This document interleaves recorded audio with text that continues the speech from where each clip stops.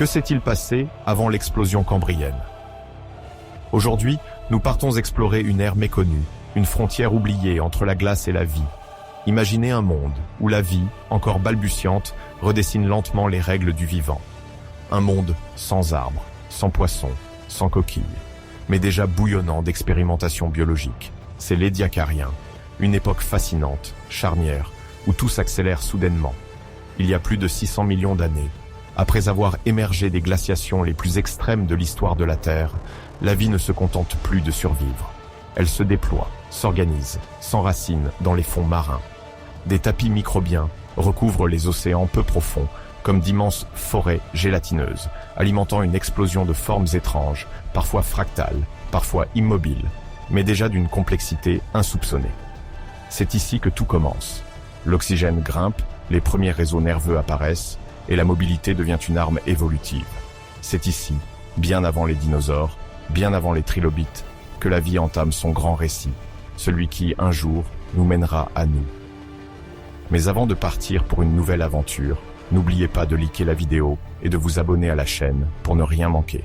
Merci et bon voyage.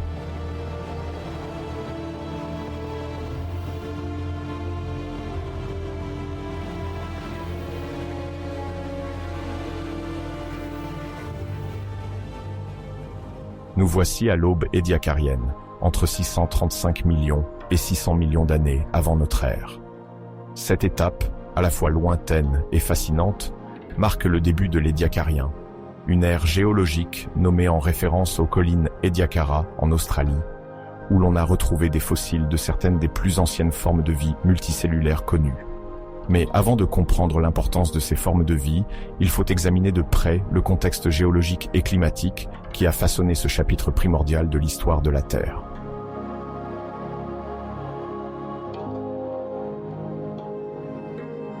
Les glaciations marinoennes, dont le nom renvoie à la région de Marino en Australie méridionale, ont été si intenses qu'une grande partie du globe a pu se retrouver recouverte de glace. Les spécialistes pensent qu'au plus fort de ces épisodes, la température moyenne de la planète descendait bien en dessous des valeurs que nous connaissons de nos jours, avec des eaux de surface parfois à quelques degrés Celsius seulement. Au fil du temps, l'augmentation graduelle des températures a occasionné la fonte des immenses calottes, libérant des zones océaniques jusqu'alors prisonnières du gel. Les eaux de fonte, chargées en sédiments et en ions divers, ont alors modifié la composition chimique des mers, favorisant la stabilisation des fonds marins. Avant cela, l'environnement instable et froid ne laissait que peu de place à la diversification de la vie. Désormais, un monde maritime moins rude se dessinait, offrant aux organismes les premiers refuges où s'installer et se développer.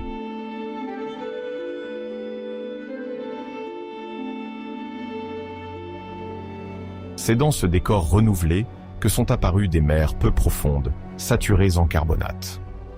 Pour bien comprendre ce phénomène, rappelons que les carbonates se forment lorsque des ions carbonates se lient à des ions calcium ou magnésium au sein de l'eau de mer. Cette liaison chimique se produit de façon plus soutenue dans des conditions chaudes où la chimie de l'eau a déjà été bouleversée par la fonte des glaces. Les roches qui en résultent sont principalement des dolomies, regroupées sous l'appellation de cap carbonate. Le mot cap exprime l'idée d'une couche posée au-dessus d'anciennes formations, traduisant ainsi la fin des âges glaciaires et l'entrée dans un milieu davantage propice à la vie. Ces dolomies sont d'importants indicateurs géologiques. On les retrouve sur de nombreux continents, ce qui prouve que la transformation du paysage océanique s'est déroulée de manière plus ou moins globale. Les épais amas de sédiments carbonatés révèlent un bouleversement majeur dans le cycle géochimique lié à la bascule planétaire qui s'opérait alors.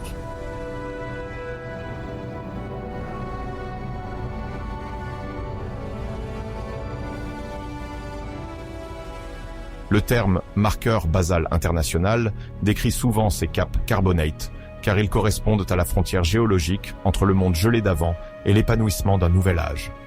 Les géologues utilisent fréquemment des changements soudains dans les sédiments ou la chimie des roches pour déterminer où commence et où se termine une période de l'histoire de la Terre. Ainsi, retrouver une couche de dolomies claires et homogènes, s'étendant de l'Afrique à l'Australie en passant par d'autres continents, permet de fixer relativement précisément le commencement de l'Édiacarien. Au-delà de ce rôle de balise temporelle, ces roches racontent aussi Comment la montée du niveau de la mer et la chute des calottes ont fait naître des zones côtières peu profondes, baignées de soleil et riches en nutriments. Ce sont ces conditions qui ont donné à la vie un nouveau terrain de jeu, fort différent de celui, bien plus hostile, qui régnait durant la période glaciaire précédente.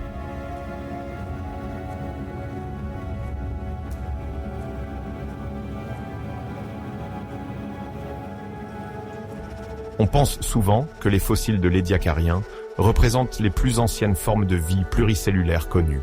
Pourtant, bien avant cette période, des algues rouges existaient déjà il y a environ 1,2 milliard d'années, et des structures encore plus anciennes, comme les gaboniontes, remontent à 2,1 milliards d'années.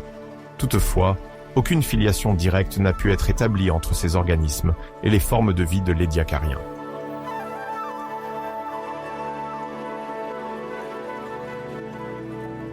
Dans ces mers rénovées, les scientifiques décrivent une soupe à microbes, allusion à l'abondance de micro-organismes et à la densité de vie microscopique, flottant ou tapissant le fond des océans. Les entités dominantes étaient alors de véritables communautés de bactéries, souvent appelées tapis microbiens. Un tapis microbien se forme quand une foule de bactéries, et parfois d'algues microscopiques, se développent en couches successives, sécrétant une matrice gluante qui emprisonne les sédiments. Comme il n'existait quasiment aucun organisme fouisseur ou brasseur de sédiments pour les déranger, ces tapis pouvaient s'étendre sans entrave.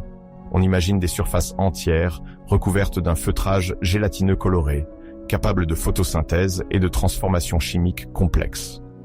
Puisque la photosynthèse s'effectue en capturant du dioxyde de carbone et de la lumière, ces tapis pouvaient alors fixer une grande quantité de carbone et contribuer à générer de l'oxygène. Ils constituèrent ainsi une base énergétique essentielle aux organismes susceptibles d'exploiter ces dépôts organiques.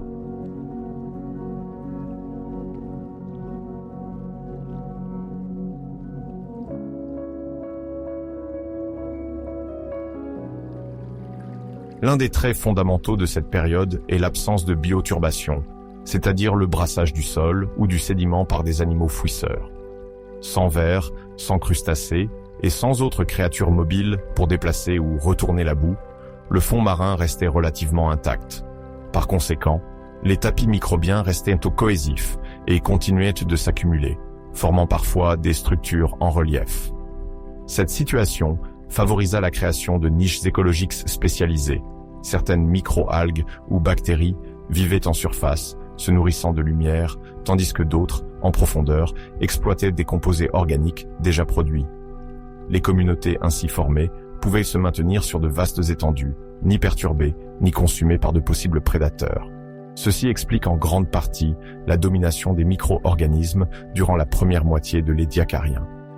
De telles tapisseries vivantes constituent une étape cruciale dans l'ensemble de l'évolution, car elles ont ouvert la voie à la colonisation du fond marin par les futurs êtres eucaryotes plus complexes.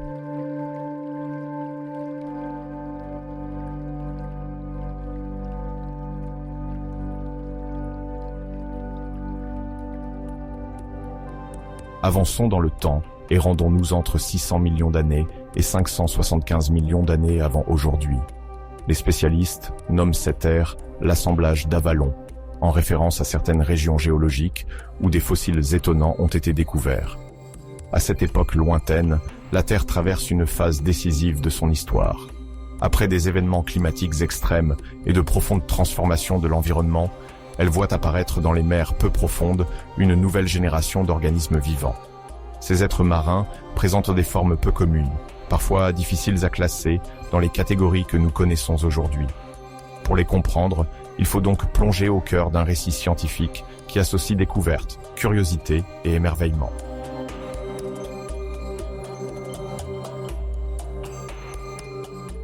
Ces organismes sont regroupés sous un nom qui peut surprendre, Charnia, Rangea et Fractophusus. Ces créatures, qui constituaient une partie majeure de la faune d'Avalon, ont toutes en commun une morphologie qualifiée de fractale ou de radiale. Pour bien saisir l'idée de morphologie fractale, imaginons un motif qui se reproduit à différentes échelles. Lorsque nous regardons une fougère, par exemple, nous pouvons remarquer que chaque branche ressemble à une version miniature de la plante entière. Les scientifiques emploient le mot « fractal » pour décrire ce genre de répétition de formes qui est également observable avec Charnia et Rangea. Si l'on agrandit ou rapetisse certains segments de leur anatomie, on retrouve des schémas de ramification similaires. Dans le cas d'une morphologie radiale, on peut penser à un disque ou à un motif circulaire présentant plusieurs axes de symétrie, un peu comme une roue ou un gâteau découpé en parts identiques. La combinaison de ces deux types de structures, fractale et radiale, confère aux organismes de l'assemblage d'Avalon un aspect inhabituel qui intrigue encore aujourd'hui les paléontologues.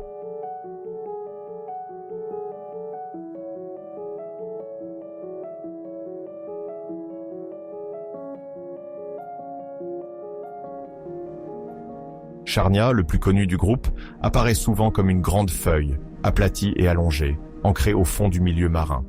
Son nom fait référence au lieu de sa première découverte, Charnwood Forest, en Angleterre.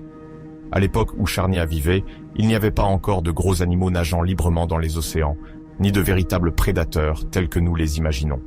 Charnia pouvait ainsi se développer en rangées ou en colonies relativement denses, sans craindre d'être dévoré. Ces bordures, organisées en ramifications successives, donnaient à chaque individu une apparence délicatement segmentée. Ranja, pour sa part, arbore aussi une configuration segmentée en éventail ou en fronde, avec des divisions répétées qui partent d'un axe central. Enfin, Fractophusus se distingue par une forme plus fusiforme, parfois décrite comme un fuseau allongé, présentant également des répétitions internes de structures. Tous ces êtres vivants se déployaient essentiellement à la verticale, s'élevant un peu au-dessus du fond marin pour capter l'énergie et les nutriments disponibles.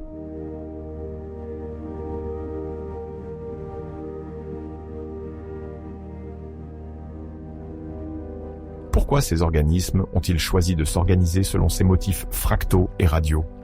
Une explication couramment avancée repose sur l'optimisation de l'absorption de ressources dans un environnement particulièrement riche en micro-organismes présents à la surface des sédiments. La mer de cette époque, relativement peu profonde, était couverte de tapis microbiens. Pour clarifier ce que l'on nomme un tapis microbien, il faut imaginer un fin revêtement gélatineux formé de myriades de bactéries et d'autres organismes microscopiques qui s'agglomèrent à la surface du sédiment. Ces tapis, parfois appelés biofilms, constituent une source alimentaire et énergétique de premier ordre pour toute créature capable de puiser les nutriments directement à travers sa surface corporelle. Or, les créatures fractales passives comme Charnia, Rangea et Fractophusus avaient développé un moyen de se fixer au-dessus de ces biofilms et d'utiliser le mécanisme de l'absorption osmotique.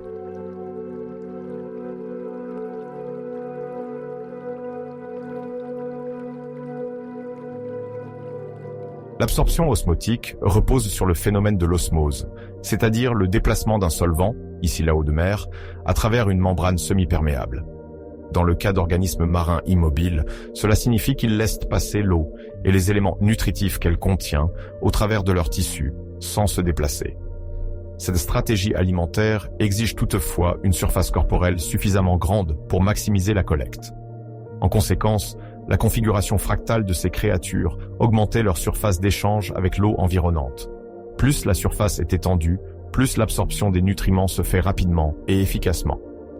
Dans des mers calmes, où la compétition pour la nourriture était essentiellement verticale, c'est-à-dire s'élever plus haut que son voisin sur le sédiment, ces dispositifs anatomiques conféraient un avantage considérable.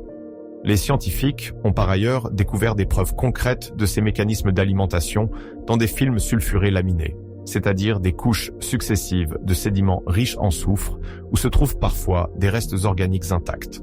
Au sein de ces sédiments, les empreintes fossiles révèlent l'existence de colonies entières, fixées, voire scellées en place.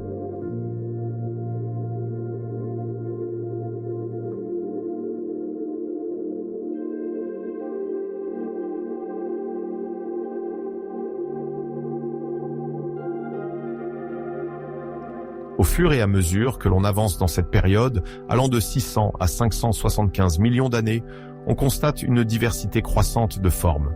Cela signifie qu'on repère dans les roches sédimentaires d'autres genres d'organismes, qui demeurent cependant liés par leur apparence générale et leur manque de mobilité.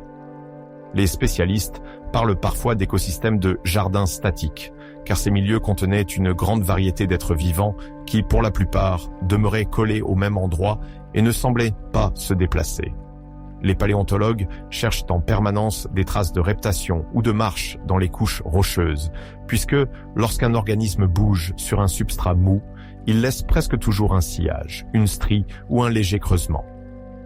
Or, dans l'assemblage d'Avalon, l'absence quasi totale de ces empreintes de mobilité indique un monde silencieux où la vie se développe en colonisation de surface plutôt qu'en déplacement actif.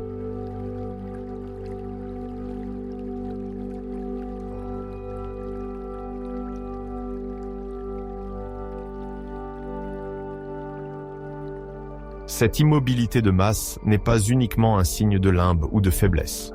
Au contraire, c'était probablement un choix adaptatif, dicté par les conditions ambiantes. Les organismes fractaux pouvaient profiter de la vie facile, suspendus au-dessus de leur tapis microbien, sans avoir à chasser ni à fuir. Le fait qu'ils soient restés plantés durant leur existence ne les empêchait pas de se reproduire. Les scientifiques émettent aujourd'hui l'hypothèse que la reproduction suivante pouvait intervenir. Dessins d'émissions de propagules, versions miniatures d'eux-mêmes, qui venaient ensuite se fixer non loin de la colonie originelle, perpétuant ainsi l'occupation du sédiment. Cette lente expansion, favorisée par l'absence de menaces extérieures majeures, a permis à ces créatures de couvrir de larges surfaces.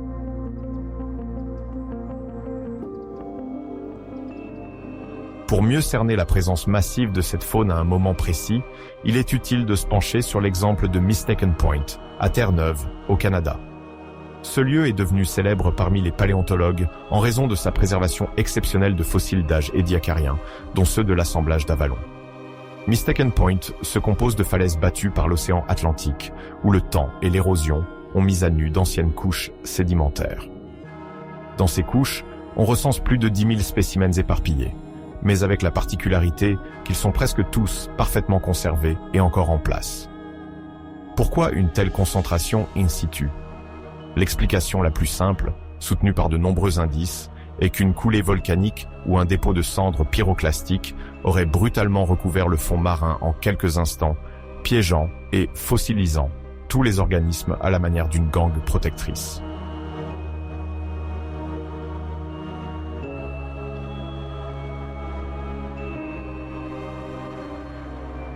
Ce phénomène est comparable à ce qui se passe à Pompéi, bien plus tard dans l'histoire humaine, lorsque l'irruption du Vésuve a figé les habitants romains dans leurs activités quotidiennes. Ici, à Mistaken Point, nous parlons d'organismes marins figés tout aussi soudainement, peut-être en l'espace d'une minute, par un matériau volcanique brûlant déposé sous l'eau. Dès lors, les géologues, plus tard, ont baptisé ce site la photo de classe de l'époque, comme un cliché intemporel, montrant des centaines de charnias et de rangées groupées, ainsi que d'autres espèces typiques de l'assemblage d'Avalon. Chaque fossile est resté dans la position exacte qu'il occupait sur le fond marin, parfois avec son alignement vertical préservé, ses détails anatomiques intacts et la configuration complète de la colonie autour de lui.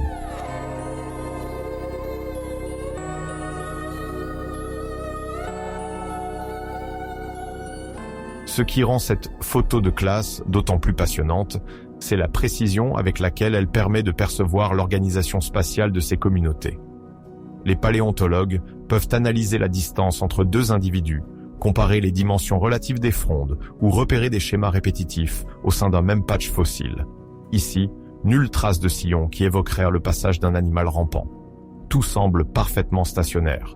La majorité de ces fossiles sont allongés ou en éventail, organisés comme des touffes de plumes.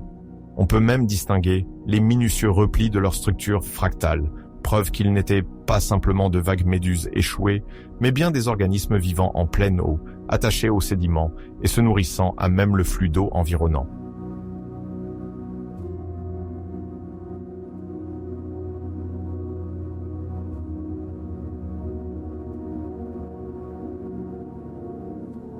En ce qui concerne les conditions climatiques, même si nous ne disposons pas d'une mesure précise des températures de l'eau à cette époque, certaines estimations basées sur des analyses géochimiques laissent penser que, dans des zones peu profondes, l'eau pouvait afficher des valeurs proches de 20 degrés Celsius. Ces eaux tempérées, combinées à la faible concurrence alimentaire et à l'oxygène présent en quantité modérée mais suffisante, auraient créé des habitats propices à l'installation de grands peuplements immobiles.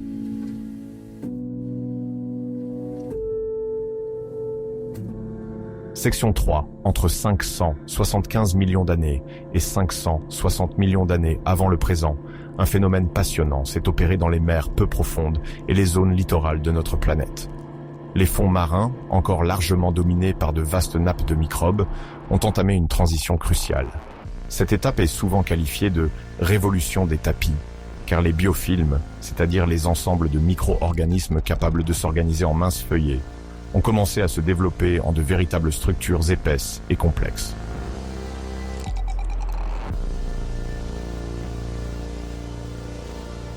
Lorsque l'on emploie le mot « tapis », on fait référence à une fine couche organique, comparable à une sorte de feutrage très souple. Cependant, au cours de cette période, ces mêmes tapis deviennent nettement plus épais et plus structurés, une évolution qui n'a rien d'anodin. Les communautés microbiennes, composées de bactéries, d'archées et d'autres micro-organismes, s'accumulent et sécrètent des substances collantes, appelées substances polymères extracellulaires.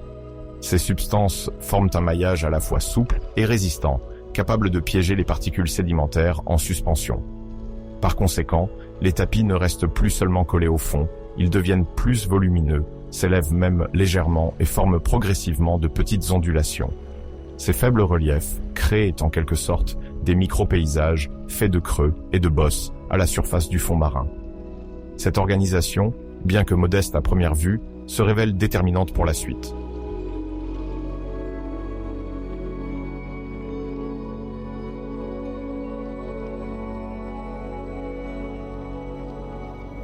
Les scientifiques emploient parfois l'expression « relief microtopographique » pour décrire ces infimes variations de hauteur de quelques millimètres à quelques centimètres qui ponctuent la surface des biofilms. Concrètement, il s'agit de petites rigoles et de petits replis qui modifient la manière dont l'eau circule sur ces colonies. L'eau ne s'écoule plus uniformément comme sur un sol plat. Elle pénètre dans les creux, contourne les bosses et redistribue différemment l'oxygène, les nutriments et les particules minérales. Cette redistribution confère aux tapis microbiens un profil stratifié, proposant des niches en gradins, où certaines parties du tapis bénéficient de plus de lumière et d'autres reçoivent de plus de matières organiques en décomposition. Le jeu d'ombre et de lumière, ainsi que l'apport différencié de nutriments, crée un environnement incroyablement varié, même à l'échelle de quelques centimètres carrés.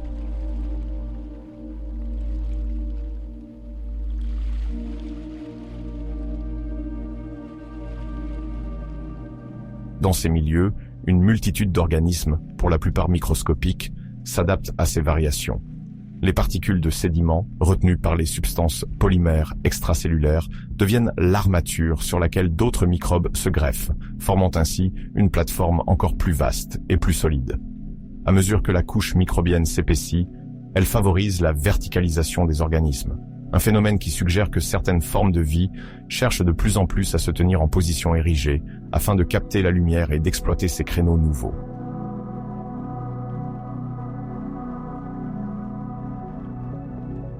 Au-delà de ce remodelage du paysage biofilmique, une autre transformation majeure se prépare. Les fossiles retrouvés dans certaines régions, comme ceux attribués au genre Fractophusus, révèlent des caractéristiques correspondant potentiellement à des stratégies de reproduction sophistiquées. Fractophusus est un organisme énigmatique, doté d'une forme allongée, ovale ou parfois plus complexe, et qui se trouve souvent en grand nombre sur des surfaces fossiles. Lorsqu'on étudie des assemblages de Fractophusus, on remarque que les individus existent en plusieurs tailles, reflétant sans doute différents stades de croissance. Tous ces stades de croissance se retrouvent groupés dans une même zone géographique, ce qui indique une origine commune, ou du moins un mode de propagation coordonné.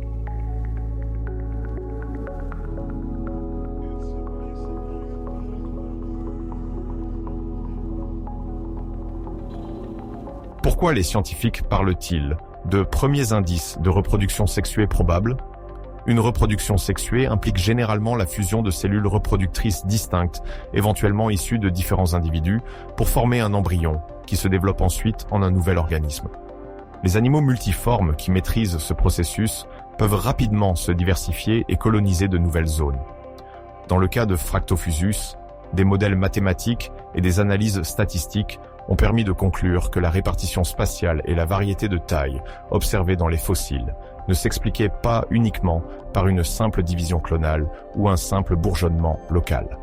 Au contraire, ces données suggèrent l'existence d'une phase de dissémination larvaire, c'est-à-dire la libération de petites formes dispersantes qui partent s'établir plus loin. Les chercheurs ont ainsi construit des scénarios où, après une fécondation, de minuscules cellules se déposeraient sur le tapis microbien, grandiraient sur place et finiraient par former de nouvelles colonies. Cette hypothèse, bien qu'encore débattue, révolutionne l'idée que ces grands organismes du précambrien étaient simplement passifs ou condamnés à la multiplication asexuée. Elle atteste peut-être d'une innovation reproductive ayant permis à certaines espèces de se maintenir et de se diffuser efficacement dans leur environnement.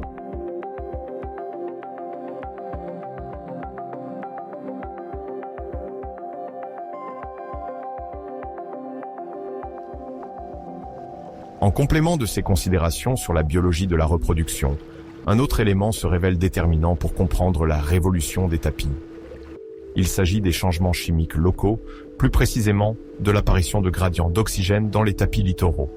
L'oxygène est un gaz indispensable pour de nombreux organismes, notamment ceux qui respirent de manière aérobie, c'est-à-dire avec de l'oxygène. Or, à cette époque, la teneur globale en oxygène dans les océans n'est pas encore aussi élevée que de nos jours. Les scientifiques estiment que la concentration d'oxygène dissous varie sensiblement selon les régions et selon la profondeur. Les parties en contact direct avec la surface peuvent contenir assez d'oxygène pour soutenir une vie modérément active. Mais en profondeur ou dans les zones confinées, l'oxygène se fait bien plus rare.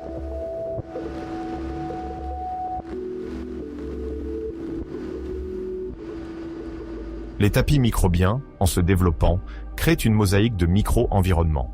Quelques millimètres sous la surface du tapis, les conditions changent radicalement. La lumière diminue fortement, la disponibilité en oxygène chute et les communautés de micro-organismes sont différentes. De plus, des réactions chimiques en chaîne, notamment la décomposition de matières organiques par des bactéries, conduisent à la production ou à la consommation de divers composés.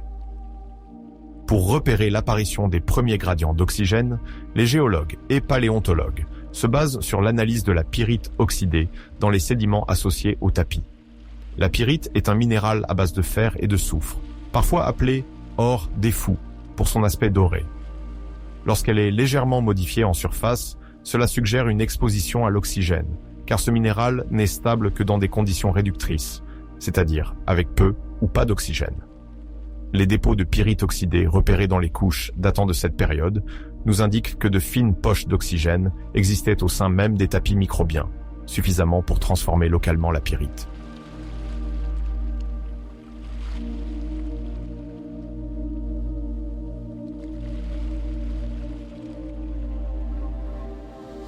Ces minces gradients d'oxygène revêtent une majeure importance, car ils ouvrent comme de nouveaux habitats pour des formes de vie capables de tolérer ou même de convoiter des concentrations plus élevées en oxygène.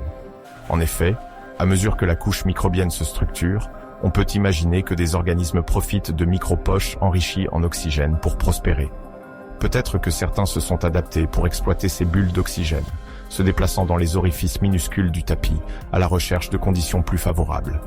Il n'est pas exclu que cette différenciation chimique ait soutenu le boom de la diversité dans des groupes encore peu connus, en leur fournissant un environnement plus varié et plus riche en énergie, puisque la respiration aérobie est nettement plus rentable que les modes de respiration sans oxygène, appelés fermentation ou respiration anaérobie.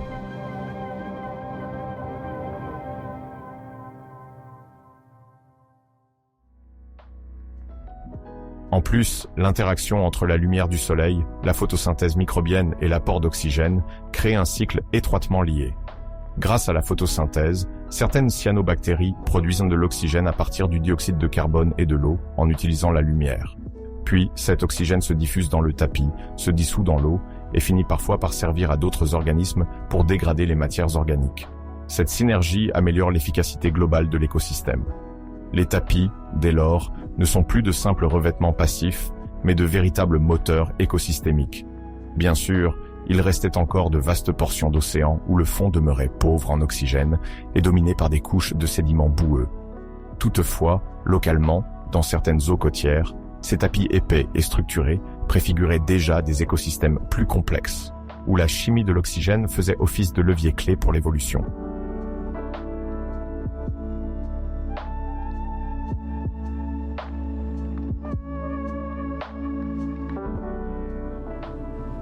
Parallèlement, cet épaississement incontestable des biofilms et l'existence de poches d'oxygène induisent un autre phénomène, le piégeage sédimentaire et la stabilisation du sol marin.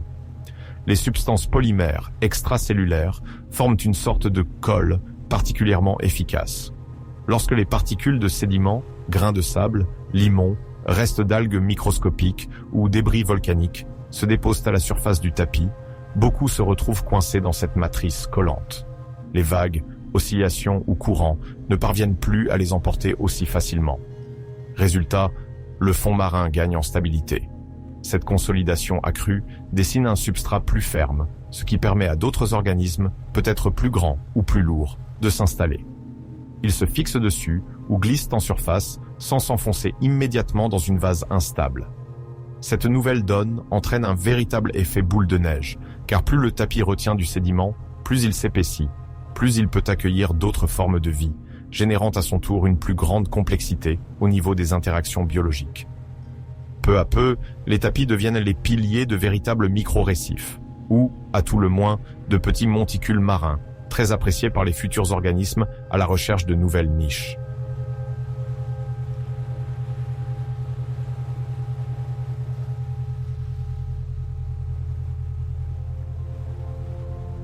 Néanmoins, il ne faut pas imaginer que tout se passait de manière idyllique et uniforme.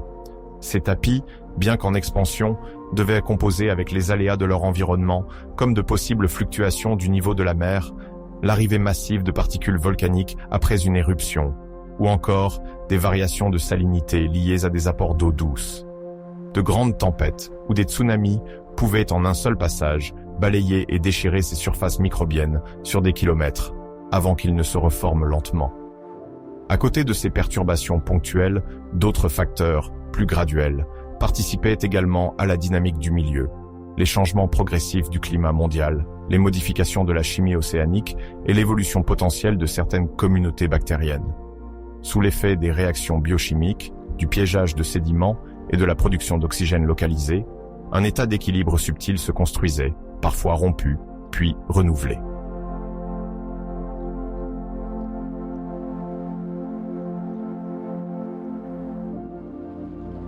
Section 4.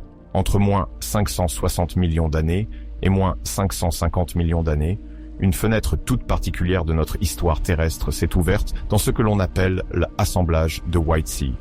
Cet intervalle de l'édiacarien, qui précède immédiatement le fameux cambrien, voit s'opérer une transformation significative dans les fonds marins de l'époque. Dans les couches sédimentaires qui ont conservé ces témoins lointains, les chercheuses et les chercheurs d'aujourd'hui découvrent des marques étonnantes, trahissant l'apparition progressive du mouvement chez des organismes primitifs. Pour la première fois, la vie ne se contente plus de s'étirer en tapis statique ou de flotter passivement. Elle se met en action, interagit avec son environnement et laisse derrière elle une série de traces que nous sommes aujourd'hui capables d'interpréter. Au début de cette période, la surface du fond marin, dans la région de la White Sea, qui correspond à des zones aujourd'hui localisées dans des territoires proches de la Russie septentrionale, bien que les continents aient évidemment dérivé depuis, n'était pas encore parcouru par de grandes créatures dotées de squelettes solides. Au contraire, le paysage était dominé par des tapis microbiens, c'est-à-dire de minces couches composées de micro-organismes, comme des bactéries et des algues microscopiques. Ces tapis jouaient un rôle fondamental. Ils servaient de substrat, d'environnement nutritif, et peut-être même de refuge temporaire pour les êtres en quête de nourriture. Les tempêtes marines, moins intenses que les cyclones que nous connaissons actuellement, pouvaient parfois secouer les eaux. Les températures de surface, probablement situées entre environ 20 degrés Celsius, selon les reconstructions géologiques et paléoclimatiques, permettaient une relative stabilité de l'écosystème. Les organismes qui occupèrent ce milieu avaient donc tout intérêt à exploiter ces vastes nappes microbiennes, véritables garde-manger naturels, riches en matière organique.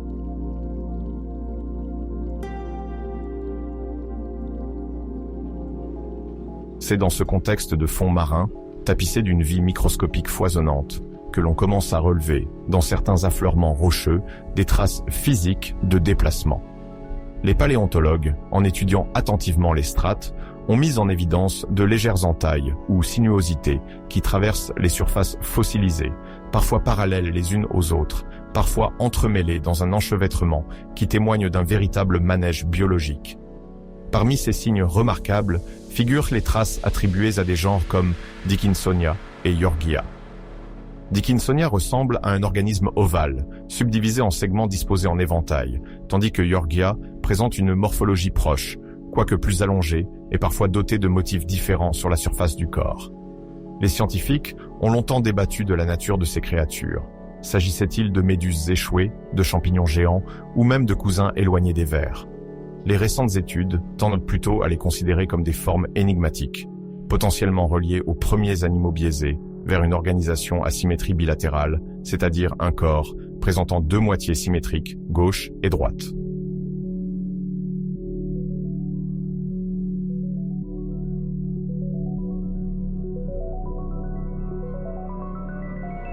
Pourquoi attribue-t-on un mouvement de rampement à ces formes de vie? La réponse se trouve dans la répartition et la forme des empreintes associées au sillage qu'elles laissent. En effet, les paléontologues observent parfois ce qui ressemble à des marques de frottement, comme si l'organisme se déplaçait doucement à la surface du tapis microbien en quête de nutriments. Les lignes d'alimentation détectées autour de telle ou telle empreinte suggèrent que Dickinsonia et Yorgia se nourrissaient directement du tapis en grattant ou en absorbant la matière organique. En comparant la largeur des sillons, leur direction et les restes du tapis environnant, on aboutit à l'hypothèse que ces animaux mous bougeaient lentement et laissèrent des marques régulières de leur déplacement.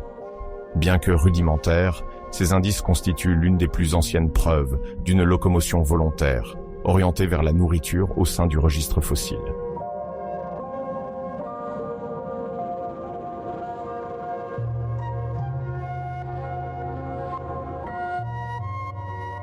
Dans cette même tranche temporelle, une autre créature retient l'attention. Kimberella, souvent décrite comme un probable Lophotrochozoaire racleur. À première vue, le terme Lophotrochozoaire peut sembler déroutant. Il s'agit d'un grand groupe d'animaux qui inclut, entre autres, les mollusques, les annélides, c'est-à-dire vers segmentés, et les brachiopodes. On parle de Lophotrochozoaire parce que bon nombre de ces créatures possèdent, à un certain stade de développement, une couronne de petits tentacules servant à l'alimentation, appelée lophophore, ou traversent un stade larvaire planctonique nommé trochophore. Aujourd'hui, nous savons que Kimberella disposait vraisemblablement d'une anatomie rappelant celle d'un mollusque primitif. Les scientifiques ont repéré la présence de fines stries sur certaines zones fossiles, qui correspondent peut-être à des limètes radulaires fossiles. La radula, dans le monde des mollusques actuels, est une structure buccale, munie d'une sorte de râpe ou d'organe denté. Elle sert généralement à racler la nourriture, comme par exemple les microalgues couvrant les rochers côtiers, ou les particules nutritives, dispersées sur le substrat. Sa présence chez Kimberella suggère que l'animal était équipé, dès cette époque, d'un outil spécialisé pour se nourrir, permettant de gratter plus efficacement les tapis microbiens et d'extraire la matière organique qui leur servait de source d'énergie.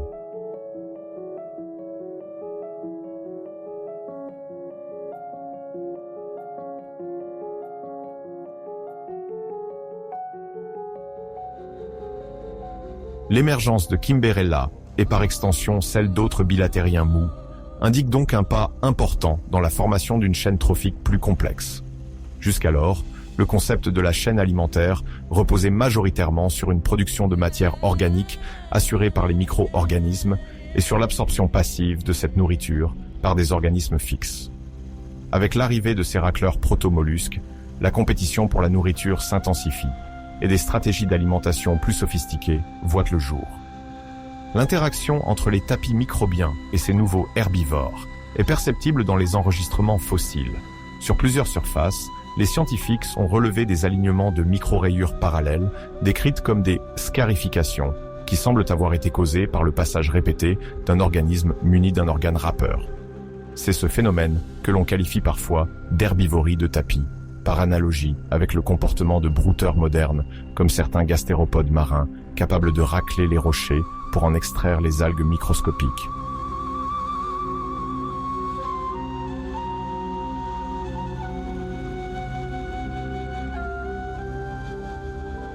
cardiaque. Cette transformation ouvre alors la voie à une complexification de la chaîne trophique. Les organismes ne se contentent plus de rester allongés ou dressés sans se déplacer. Ils commencent à interagir physiquement avec leur environnement, déplaçant les sédiments, abîmant la surface microbienne et créant ainsi de nouvelles niches écologiques. De par ces allées et venues, les couches superficielles du tapis se transforment, modifiant l'accès à la lumière pour les micro-organismes photosynthétiques, ou occasionnant la libération de nutriments enfouis. De nouveaux équilibres se mettent en place au fur et à mesure que ces premiers brouteurs élargissent leur rayon d'action. Les scientifiques considèrent qu'il s'agit là d'une transition déterminante. L'apparition de créatures mobiles, même si leur vitesse est probablement très lente, intensifie les flux de matière et d'énergie au cœur de l'écosystème. Cette diversité de stratégies alimentaires participe à la création de relations de type producteur-consommateur, concept clé de toute chaîne alimentaire moderne. Dans la foulée de ces découvertes, un autre fossile a suscité des débats passionnés, Plexus ricei. À l'origine, beaucoup pensaient qu'il s'agissait d'une simple galerie ou d'un tunnel laissé par un organisme fouisseur, peut-être une crevette primitive ou un ver discret qui aurait tracé ce sillon en se nourrissant du sédiment. Cependant, une relecture détaillée publiée en 2025 a complètement revisité cette interprétation. Les analyses successives ont montré que Plexus ricei représente en réalité un véritable organisme tubulaire, un ver plat, géant primitif, et non un simple couloir creusé dans la vase. Les scientifiques ont procédé à des comparaisons entre certains segments préservés et des structures reconnues chez des vers plats actuels. Ils ont mis en évidence des similarités dans l'agencement des tissus mous, ce qui a clairement orienté la classification de Plexus ricei vers la famille des animaux bilatériens, dépourvus de squelettes internes ou externes. La découverte est fondamentale, car elle implique qu'une grande variété de formes, n'ayant pas bénéficié de pièces minéralisées, pouvait exister, tout en nous renvoyant à la difficulté de retracer une histoire évolutive sur la base de créatures essentiellement constituées de tissus mous.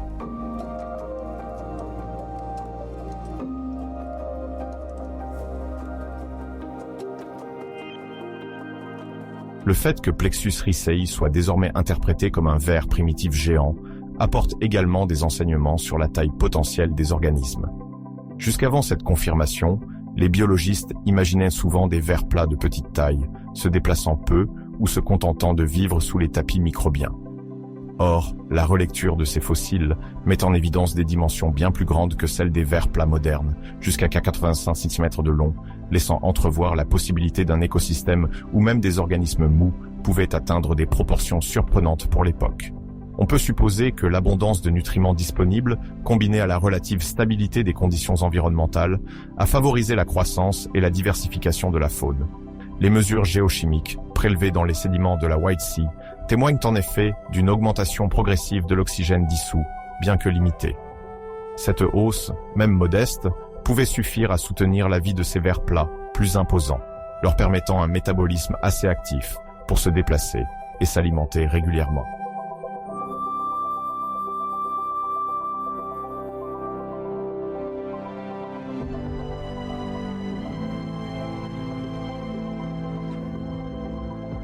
L'étude de Plexus ricei et des autres animaux primitifs de l'assemblée de White Sea permet également de mieux saisir la variété des adaptations évolutives en cours. Loin d'être strictement cantonnés à la surface, certains de ces organismes devaient posséder des modes de vie plus variés. Certains pouvaient encore se fixer passivement, d'autres cherchaient désormais la nourriture en se déplaçant. Cet élargissement des comportements reflète un écosystème sur le point de passer à un stade supérieur, où la répartition des ressources conditionne l'apparition de nouvelles stratégies de survie. Plus un organisme devient mobile, plus il peut échapper à la compétition directe sur une portion fixe de tapis microbiens, et plus il s'ouvre à des sources variées de nourriture. En parallèle, cela engendre un brassage du sédiment, favorisant sa réoxygénation et la libération de nutriments, ce qui entretient un cycle écologique de plus en plus dynamique.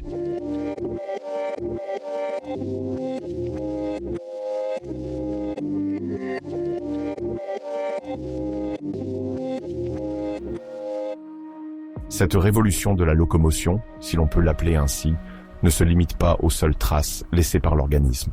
Elle transforme toute la structure des communautés en créant des interactions inédites.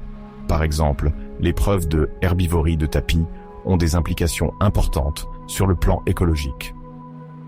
En raclant ou en érodant la surface des biofilms, ces animaux ouvrent la voie à une succession écologique. Après le passage d'un racleur, la surface peut être plus facilement colonisée par certains microbes opportunistes, alors que d'autres disparaissent, faute de substrat stable. L'une des idées en vogue chez les scientifiques est que ce processus de perturbation modérée favorise la biodiversité, car il rend l'environnement plus hétérogène. Cette dynamique préfigure ce qui se produit dans des écosystèmes plus récents, où des espèces d'herbivores ou d'animaux fouisseurs entretiennent, parfois malgré eux, une mosaïque de mini-habitats propices à l'installation de multiples communautés différentes.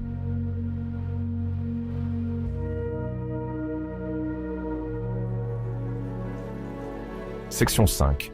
L'intervalle qui s'étend d'environ 550 millions d'années avant notre ère à 538 millions d'années avant notre ère correspond à ce que les spécialistes appellent l'assemblage de Nama.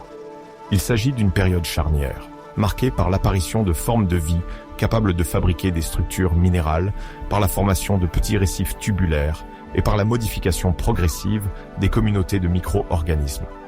Il convient de préciser que la biominéralisation précoce est probablement l'élément le plus marquant de cette période. La biominéralisation est le processus par lequel un organisme vivant synthétise des structures rigides ou semi-rigides à partir de minéraux présents dans son environnement. Dans le cas de l'assemblage de Nama, ce phénomène s'illustre notamment avec deux genres fossiles emblématiques, Cloudina et Namacalathus. Le genre Cloudina regroupe des créatures tubulaires qui produisaient de petits tubes de carbonate de calcium, c'est-à-dire des structures calcaires. Le genre Namacalathus, quant à lui, se présentait sous forme de minuscules corbeilles ou d'étranges coupes dotées d'une paroi minéralisée. Dans les deux cas, ces organismes vivaient fixés au substrat marin, c'est-à-dire attachés au fond de la mer ou à d'autres surfaces solides entourées d'eau, comme des coquilles ou des tapis microbiens déjà établis.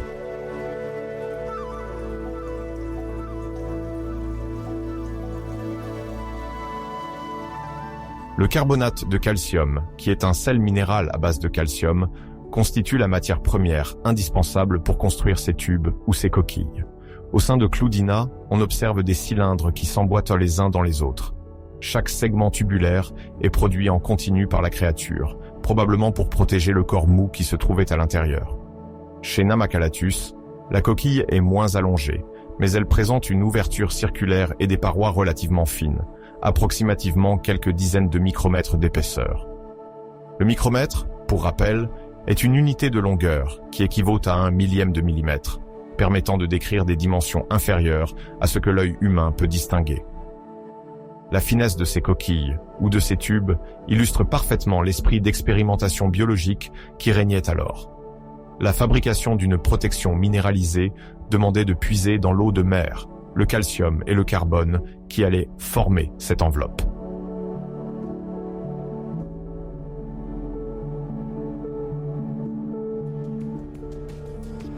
La biominéralisation renforçait la résistance de ces organismes face à divers facteurs du milieu. En effet, une structure calcaire protège mieux qu'un corps dépourvu d'un tel blindage. Grâce à ces tubes ou ces coquilles, les organismes pouvaient se défendre contre les courants marins, les particules en suspension, qui risquaient de les abîmer ou de les ensevelir, ainsi que contre les premiers prédateurs. Même si la prédation n'était pas encore aussi développée qu'à des époques ultérieures, on trouve des preuves indiquant que certains animaux avaient déjà commencé à se nourrir aux dépens d'autres créatures. Les formations de Cloudina comportent ainsi des traces de trous circulaires, qui laissent penser qu'un prédateur perçait littéralement la paroi pour atteindre l'organisme situé à l'intérieur et se nourrir de ses tissus mous. Ce type de preuve fossile s'appelle un forage prédatoire. C'est une perforation ou un trou dans la coquille qui est relié à l'action d'un organisme attaquant spécifiquement sa proie pour en extraire sa nourriture.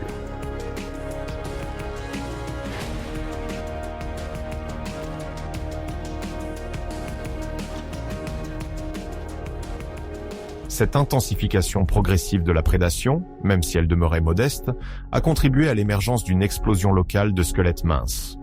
Autrement dit, Plusieurs espèces ont commencé à tester des innovations dans la composition et la forme de leur structure minéralisée. Dans une mer peu profonde, riche en ions calcium et en carbone, les organismes pouvaient facilement synthétiser du carbonate de calcium pour s'armer. Cette concurrence pour la survie a probablement encouragé l'évolution de nouvelles architectures de tubes, de coquilles et de petits récifs tubulaires. Les paléontologues emploient parfois le terme de diversification adaptative pour décrire ces tendances. Chaque nouvelle pression du milieu pousse certaines espèces à se spécialiser ou à intensifier leurs mécanismes de défense et de nutrition.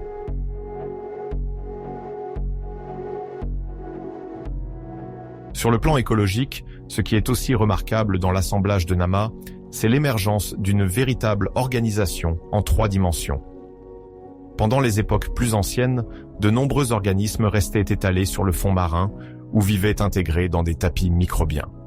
Avec la multiplication des tubes et des structures calcaires, on voit apparaître de véritables habitats en relief, constitués de petits récifs tubulaires. Quand on parle de récifs, on songe souvent aux coraux modernes, qui construisent des édifices de grande taille, pouvant abriter une biodiversité foisonnante. À l'époque de l'assemblage de Nama, ces récifs naissants étaient évidemment plus modestes, mais le principe restait comparable. Des organismes minéralisés s'aggloméraient les uns aux autres pour former un substrat plus élevé que le fond marin. D'autres espèces, nommées épibiontes, venaient ensuite se fixer sur la paroi externe de ces tubes. Le mot épibionte désigne un être vivant qui se développe sur la surface d'un autre organisme, souvent sans nuire de façon marquée à celui qui le porte.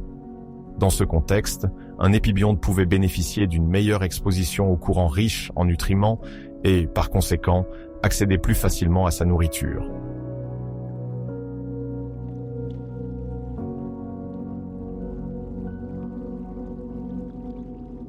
Au sein de ces constructions tubulaires associées à Cloudina ou Namacalathus, la disposition spatiale permettait à plusieurs espèces de coexister sur des surfaces verticales et horizontales. On se dirige alors vers un embryon d'écosystème en 3 dimensions, où la compétition ne se résume pas à s'étaler sur le fond, mais à coloniser diverses hauteurs ou espaces interstitiels. Les creux entre les tubes pouvaient servir de refuge à certaines formes de vie microscopiques ou à des organismes un peu plus grands, mais encore mous, qui cherchaient un abri contre les courants ou les petits prédateurs. Au fil du temps, l'accumulation de ces entassements tubulaires a engendré des micropaysages locaux, nouveaux pour la faune environnante. Dans ce milieu, la sécurité apportée par les structures minérales jouait un rôle essentiel dans la réussite de l'espèce. En cas de danger ou de conditions défavorables, ces enveloppes rigides pouvaient faire la différence entre la survie et l'extinction.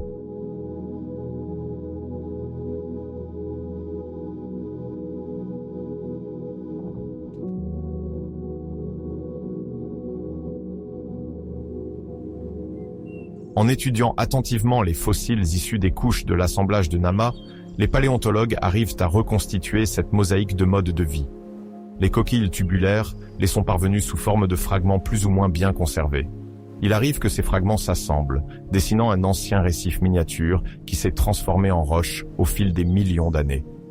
Les analyses géochimiques pratiquées sur ces fossiles permettent de mesurer la teneur en divers éléments comme le calcium, le carbone et le magnésium dans la calcite, un minéral à base de carbonate de calcium qui en constitue la plus grande partie. On y trouve aussi parfois des traces d'éléments plus rares révélant le degré de minéralisation ou des variations locales dans la composition de l'eau de mer. Ces données indiquent aux chercheurs que dans ces intervalles de temps, la disponibilité en ions nécessaires à la fabrication des squelettes était assez stable pour permettre le développement de multiples espèces minéralisées.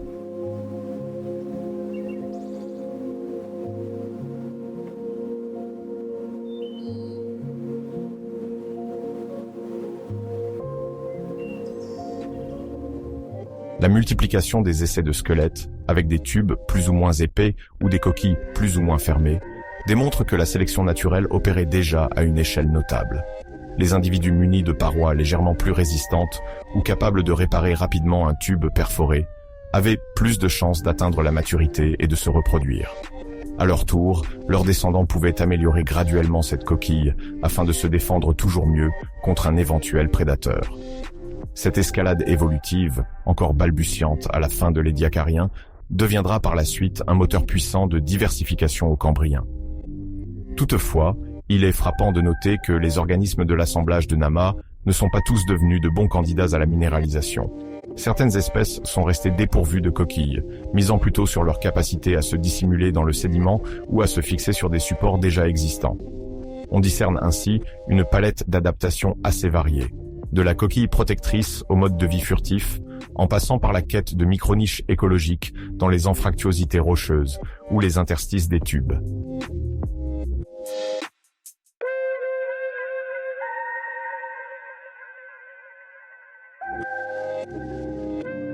C'est également durant cette phase que les premiers pas vers la complexité écosystémique en 3 dimensions se consolident. Les micro-récifs de Cloudina, par exemple, pouvaient servir de point d'ancrage à de petites algues ou à des colonies de microbes, favorisant la captation de la lumière si l'eau était suffisamment claire. Même si aucun fossile n'atteste d'algues complexes comparables à celles que l'on connaît aujourd'hui, il est fort probable que des végétaux marins primitifs exploitent ces milieux pour réaliser la photosynthèse et ainsi enrichir localement les ressources en oxygène dissous. L'oxygène marine restait encore inégalement distribué selon la profondeur, la circulation océanique et la densité des biofilms. Toutefois, une tendance générale à l'augmentation de l'oxygène dans les mers est relevée durant l'Édiacariens, ce qui aide à comprendre pourquoi certains animaux plus mobiles commencent à apparaître dans le registre fossile. La verticalisation des habitats et la capacité à accéder à des endroits mieux oxygénés créent de nouvelles occasions pour la faune de se déplacer sur de faibles distances.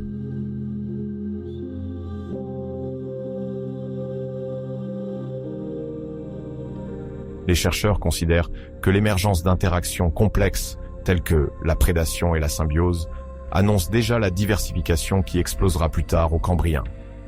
Bien que l'on ne trouve pas encore de prédateurs à grande mâchoire ou de créatures dotées de pinces robustes, chaque petit forage circulaire attesté sur Cloudina est un indice précieux de cette dynamique. De même, les microtraces de bioturbation, même si elles paraissent discrètes, prouvent l'existence d'organismes suffisamment actifs pour explorer le sédiment et peut-être y chercher leur nourriture. Cette exploration dans les premiers centimètres du fond marin constitue une avancée majeure. Elle indique que la vie ne se contente plus d'exploiter passivement la surface des tapis microbiens, mais commence à envahir les couches sous-jacentes.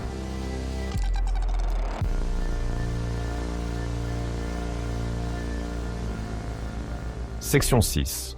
Au cours de la période édiacarienne, 3 éléments majeurs ont profondément marqué l'évolution de la vie.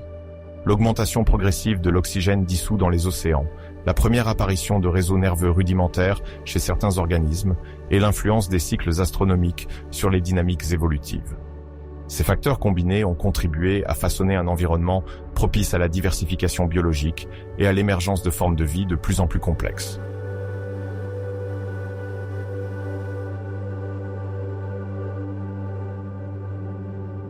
Pendant l'essentiel du précambrien, les niveaux d'oxygène disponibles dans l'eau demeuraient relativement faibles, limitant de fait la complexité des formes de vie marine.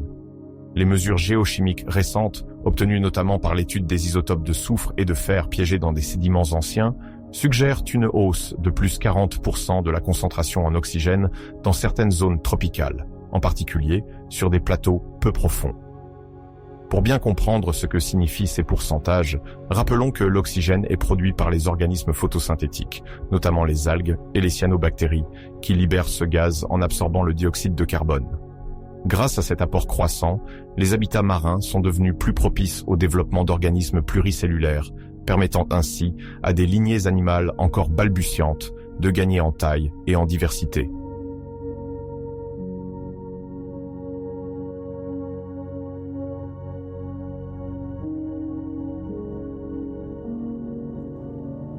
Dans ces environnements, les tapis, composés principalement de bactéries et de microalgues, sont capables de libérer dans l'eau une quantité d'oxygène suffisante pour alimenter de nouveaux types d'organismes.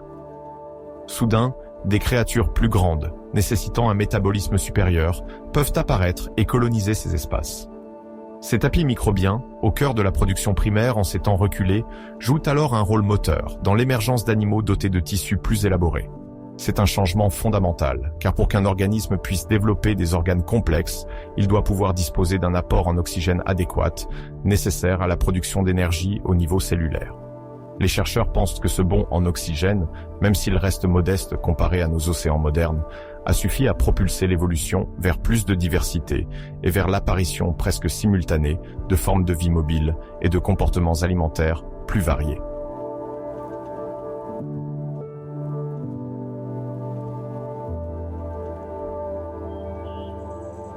Parallèlement à ce phénomène, on observe l'émergence de réseaux nerveux primitifs chez plusieurs groupes d'organismes édiacariens.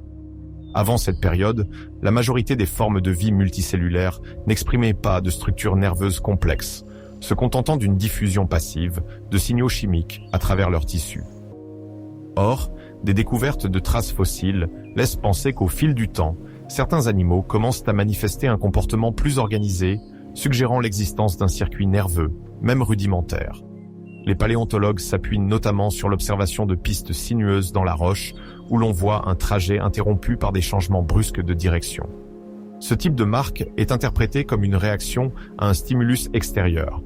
Par exemple, la détection d'une perturbation chimique ou d'une variation de luminosité. Ainsi, le développement de ces premiers réseaux nerveux a probablement permis à de nouveaux organismes de mieux interagir avec leur environnement, d'adapter leur mode de déplacement et, à terme, de conquérir de nouvelles niches écologiques.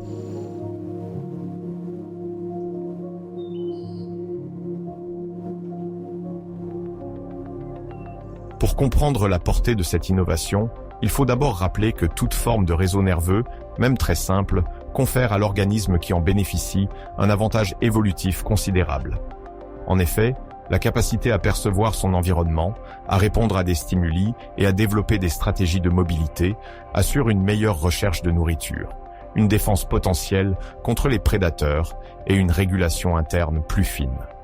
Dans le contexte édiacarien, où de nouvelles formes de vie commencent à se déplacer pour se nourrir de biofilms microbiens ou de petites particules organiques, la présence d'un réseau nerveux, même élémentaire, permet un positionnement plus précis sur le substrat et une réaction immédiate à la variation d'oxygène dissous. Ce stade initial de coordination nerveuse peut apparaître sous plusieurs formes. Certains organismes possèdent peut-être un système diffus de cellules nerveuses le long de leurs parois corporelles, tandis que d'autres disposent déjà d'une concentration légèrement plus marquée de ces cellules, esquissant les prémices d'un centre de traitement de l'information.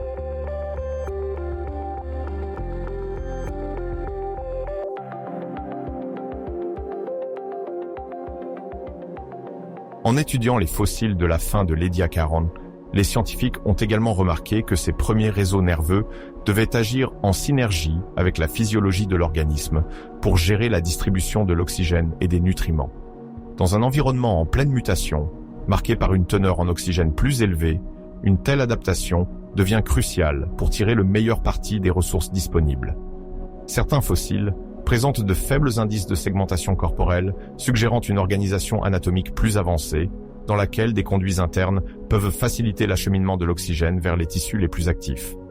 Bien que ces structures demeurent encore rudimentaires par rapport à celles de la faune cambrienne, elles témoignent d'une diversification fonctionnelle.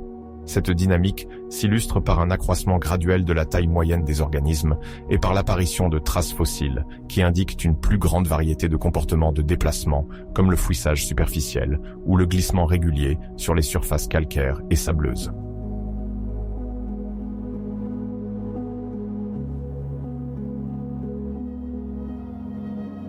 En parallèle, un autre facteur a influencé l'évolution de la vie à cette époque.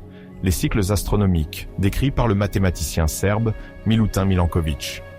Ces cycles, aujourd'hui appelés cycles de Milanković, reposent sur des variations périodiques de la position de la Terre par rapport au Soleil. Ils incluent des changements d'excentricité orbitale, d'inclinaison de l'axe terrestre et de précession, c'est-à-dire le mouvement de toupie que décrit la Terre sur son axe. Durant l'Édiacaran, ces fluctuations cycliques auraient eu un impact direct sur le climat, la température des eaux de surface et la répartition des nutriments. Des études récentes suggèrent même que tous les 405 000 ans environ se produisaient des bouleversements environnementaux suffisamment marqués pour influencer la dynamique évolutive. Au cours de ces phases, l'augmentation ou la diminution locale du niveau de la mer, associée à des changements de température en degrés Celsius, aurait favorisé l'alternance entre périodes de diversification rapide et épisodes d'extinction localisés au sein des communautés édiacariennes.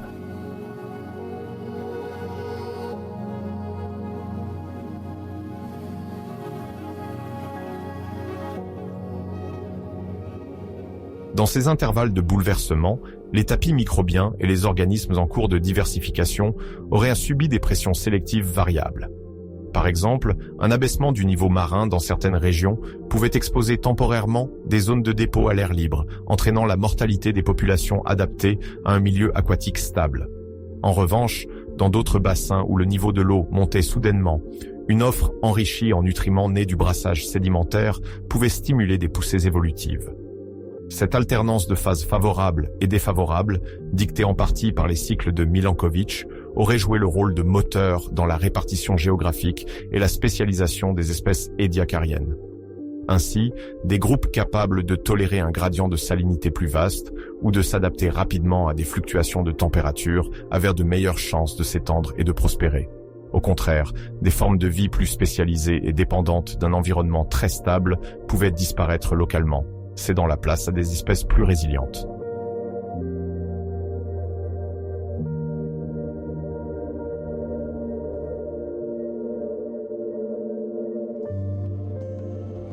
Selon certaines hypothèses, les cycles de Milankovitch auraient également influencé la chimie globale des océans, en modulant les apports en eau douce, en sédiments et en éléments nutritifs.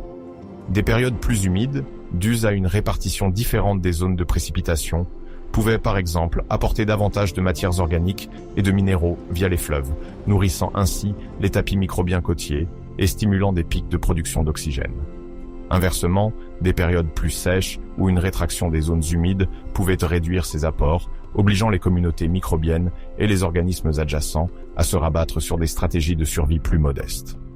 Au fil des millions d'années, cette orchestration cyclique aurait alors façonné un paysage biogéographique complexe, où la biodiversité édiacarienne varie à la fois selon les conditions locales, niveau d'oxygène dissous, température, salinité, et suivant le rythme imposé par les variations astronomiques. Les archives géologiques conservent des signatures chimiques dans certaines couches de sédiments, confirmant l'existence de ces fluctuations récurrentes sur toute la durée de l'Édiacaran.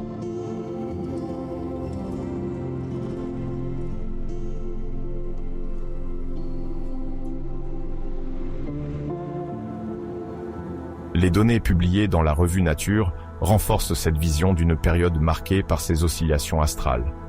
De nombreux chercheurs s'accordent pour dire que l'Édiacaran, bien qu'encore pauvre en organismes dotés de squelettes durs, a posé les bases de l'explosion de la vie au Cambrien. En effet, l'oxygène supplémentaire a permis l'accumulation de réserves énergétiques, tandis que les premiers réseaux nerveux ont ouvert la voie à des comportements plus élaborés, comme la recherche de nourriture ou la fuite face à un danger. Parallèlement, les cycles de Milankovitch ont imposé un rythme d'extinction et de diversification, créant des fenêtres d'opportunité pour les espèces les mieux adaptées et éliminant progressivement celles qui ne pouvaient faire face à ces changements récurrents. Au carrefour de ces trois facteurs, la biosphère édiacarienne a trouvé les conditions propices à une diversification lente mais irrémédiable, préparant la grande transition du précambrien vers le cambrien.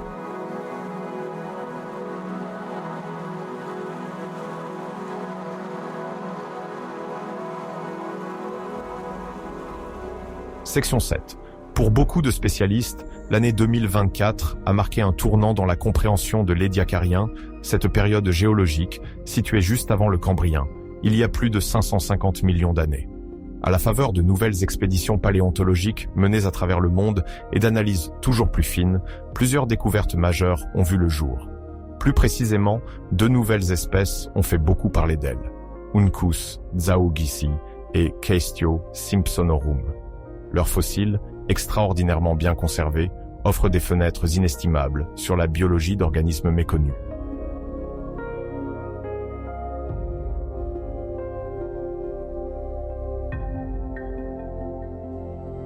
Commençons par l'une des découvertes les plus remarquables, Uncus zhaoguisi.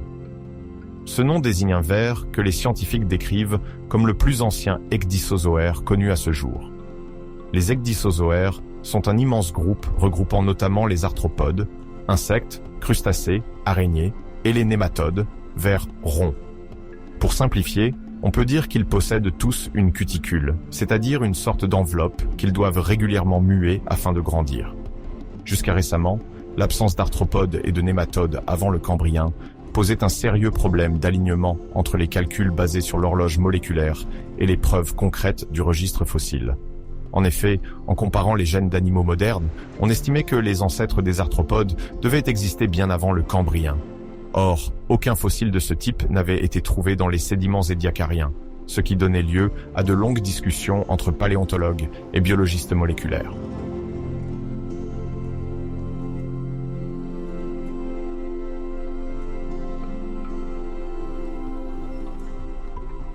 Quand des chercheurs ont mis la main sur Uncus Zaougisi, ils ne s'attendaient certainement pas à résoudre en partie ce débat de longue date. Daté à 555 millions d'années, ce ver est considéré comme un nématode à cuticule. Autrement dit, il s'agit d'un animal possédant une enveloppe externe qu'il mue à mesure qu'il grandit, à l'image des nématodes actuels. La morphologie s'est révélée singulière. Un corps fin et allongé, dépourvu de pattes, mais présentant de petites structures annelées, parfois confondues, avec des anneaux segmentaires. Les analyses détaillées ont montré qu'il ne s'agissait pas d'un annélide, comme un ver de terre par exemple, mais bien d'un ecdysozoaire, c'est-à-dire d'un animal capable de muer. Pour parvenir à cette conclusion, les scientifiques ont utilisé des méthodes de microscopie très performantes, combinées à des reconstructions numériques en 3 dimensions qui permettent d'observer les détails microscopiques des tissus fossiles. Les spécialistes ont également profité de la chimie organique piégée dans la roche pour confirmer la présence d'acides gras comparables à ceux que l'on retrouve chez les nématodes modernes.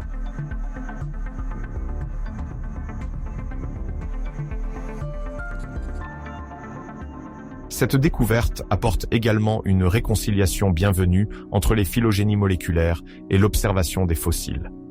Lorsque l'on compare les horloges moléculaires, basées sur les mutations génétiques accumulées dans différents groupes, à des preuves physiques dans le sol, il est parfois difficile de faire correspondre précisément les dates. Les biologistes moléculaires avaient déjà prédit l'existence d'arthropodes primitifs ou de leurs proches cousins ecdysozoaires bien avant le Cambrien, mais ces créatures n'apparaissaient pas au grand jour dans les sédiments. Grâce à Uncus Zaougisi, on dispose d'une pièce manquante, un ver nématode à cuticule, prouvant que le groupe des ecdysozoaires était effectivement présent plus tôt qu'on ne le pensait.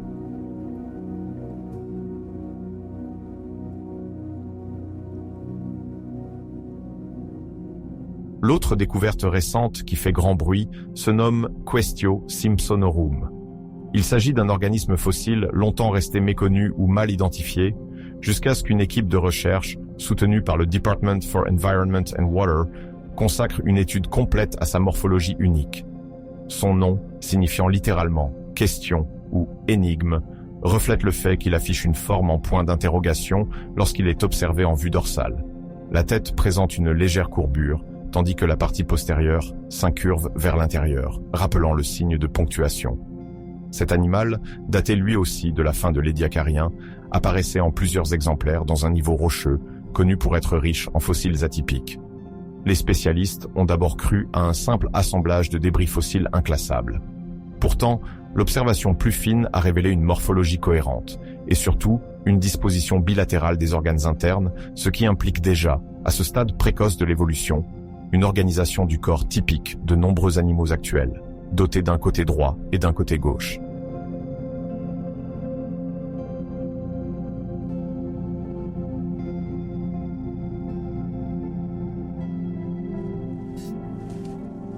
La capacité de Quaestio simpsonorum à se nourrir en rampant constitue un élément clé permettant d'affirmer une véritable innovation anatomique. Cet organisme repose sur une symétrie générale dans laquelle on repère toutefois une asymétrie fonctionnelle précoce, notamment dans la façon dont il se déplace et s'alimente. Pour vulgariser, on peut imaginer un animal qui possède un plan globalement bilatéral, gauche et droite, mais qui emploie son côté droit de manière légèrement différente de son côté gauche lorsqu'il se nourrit. L'analyse d'empreintes de mouvements fossiles laissées tout autour de l'individu indique qu'il pouvait progresser doucement le long du fond marin en laissant de minces traînées. Ces traces, appelées traces de rampement, suggèrent que Quaestio simpsonorum grattait peut-être la surface du sédiment pour y prélever des particules organiques ou se nourrissait de micro-organismes logés dans des tapis microbiens. Cette apparente asymétrie fonctionnelle, signant un usage inégal de chaque côté du corps, apporte la preuve que, dès l'Édiacarien, certains animaux exploraient déjà la possibilité d'utiliser leurs membres ou leurs organes de manière différente.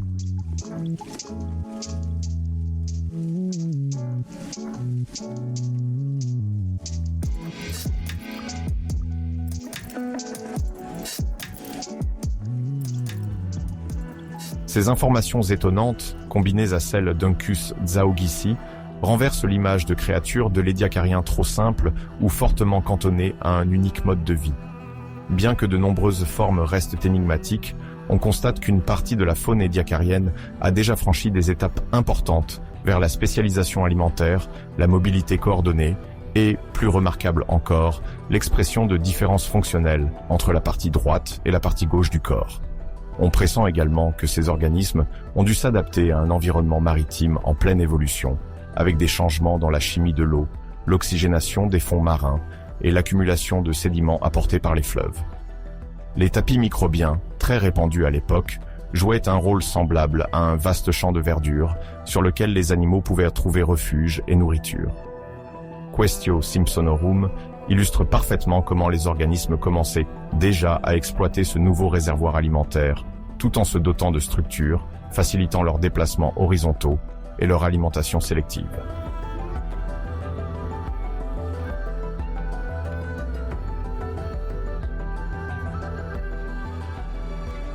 Section 8. Nous entrons à présent dans les détails des environnements qui ont façonné l'édiacarien. Nous nous concentrerons sur 3 aspects majeurs.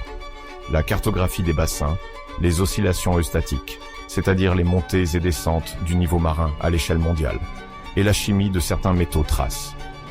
Cet éclairage nous permettra de comprendre comment ces facteurs géographiques et chimiques ont grandement influencé la répartition et l'évolution précoce des organismes de l'édiacarien. La cartographie des bassins édiacariens repose sur des études géologiques et paléomagnétiques qui révèlent que les grands blocs continentaux, tels que Laurentia ou Gondwana, étaient alors disposés très différemment de ce que nous connaissons aujourd'hui. Dans ce puzzle ancien, 3 régions sortent du lot pour leur singularité et leur importance dans l'enregistrement fossilifère, les plateaux carbonatés d'Avalon, correspondant pour l'essentiel à l'ancien continent Laurentia. Les marges passives de Nama, associées à une partie de Gondwana. Et enfin, les dorsales volcaniques de la future plateforme chinoise. Chacune de ces zones se caractérisait par une géologie spécifique, influençant aussi bien la façon dont les sédiments se déposaient que la manière dont les communautés vivantes s'organisaient le long de ces environnements variés.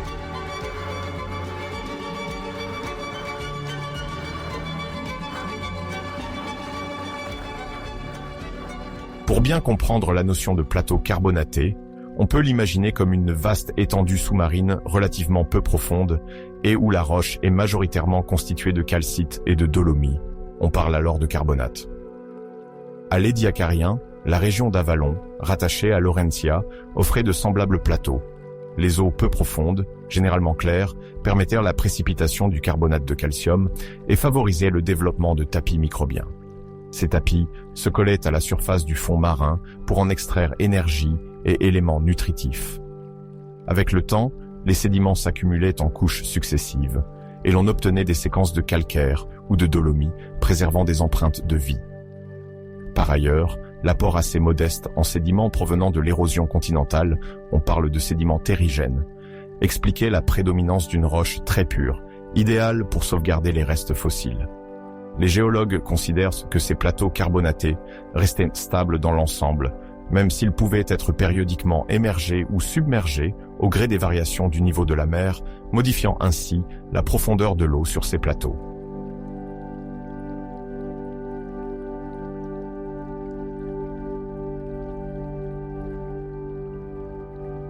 Du côté de Gondwana, la région de Nama illustre un second type d'environnement sous-marin, la marge passive. Le terme désigne la transition en douceur entre le continent et la plaine abyssale, contrairement à une marge dite active, où la subduction ou la collision tectonique provoquent une forte activité sismique et volcanique.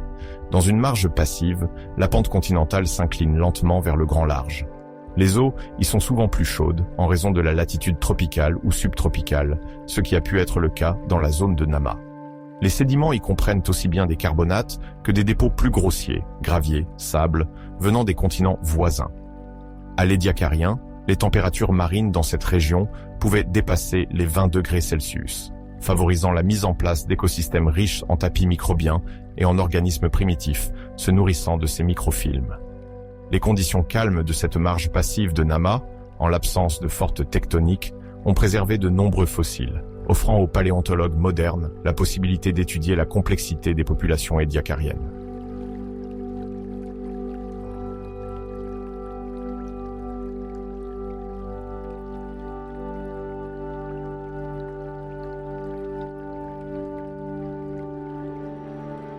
Les dorsales volcaniques de la plateforme chinoise dessinaient, à l'Édiacarien, un paysage tout à fait différent. Dans ces zones, le plancher océanique se déchirait, laissant le magma remonter et former un relief sous-marin actif. L'eau de mer, en circulant dans ces failles, se chargeait potentiellement en éléments chimiques redistribués ensuite dans l'environnement. Cette activité volcanique pouvait créer des conditions extrêmes, à la fois en termes de température et de chimie, poussant les organismes à s'adapter ou à migrer. Pourtant, ces dorsales ont également pu servir de source d'éléments nutritifs essentiels, des minéraux dissous, parfois indispensables à la croissance de certaines populations microbiennes ou d'organismes primitifs. Au-delà de l'aspect spectaculaire des éventuelles éruptions sous-marines, c'est l'équilibre chimique de l'océan environnant qui se trouvait affecté, avec des apports de substances pouvant stimuler la biodiversité. Les fossiles retrouvés dans ces dépôts confirment un mélange d'influences volcaniques et sédimentaires qui souligne la complexité des écosystèmes édiacariens installés sur cette plateforme chinoise.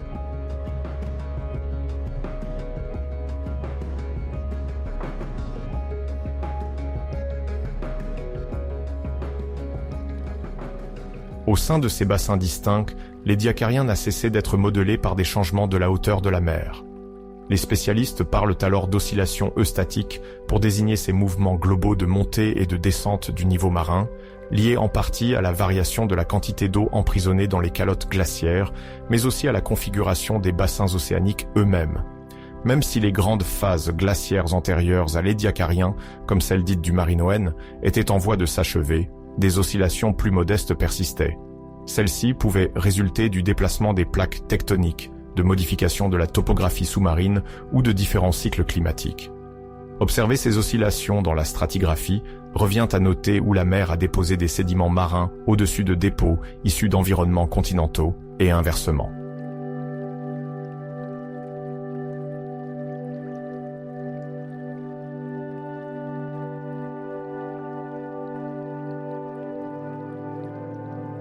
Les travaux des paléontologues et géologues mettent en évidence trois grandes phases marines qui se succèdent durant l'Édiacarien, chacune étant associée à une montée globale, transgression, ou à une baisse, régression, du niveau de la mer. Durant une transgression, les eaux envahissent les plateaux continentaux, recouvrent parfois d'anciennes terres émergées et offrent de nouvelles surfaces en eau peu profondes. Inversement, une régression découvre des zones auparavant submergées, modifie la salinité locale et peut même isoler des populations marines. La variation d'amplitude enregistrée pour ces oscillations est estimée à moins de 50 mètres, ce qui, sur une planète entière, peut paraître restreint. Néanmoins, cette différence de profondeur transforme considérablement l'ensoleillement du fond marin, la pression de l'eau, la disponibilité en nutriments et la température, autant de facteurs cruciaux pour les communautés d'organismes fixés, sur les fonds ou mobiles.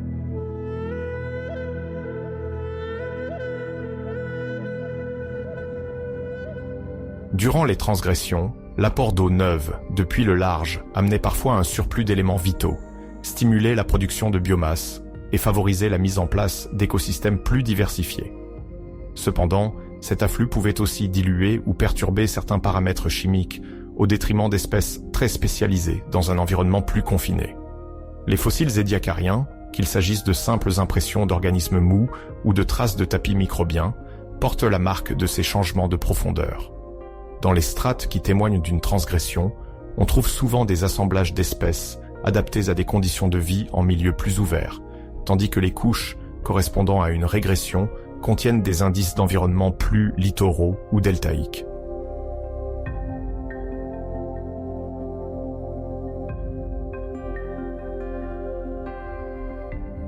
La tectonique des plaques joue un rôle de toile de fond dans ce ballet de transgression et de régression.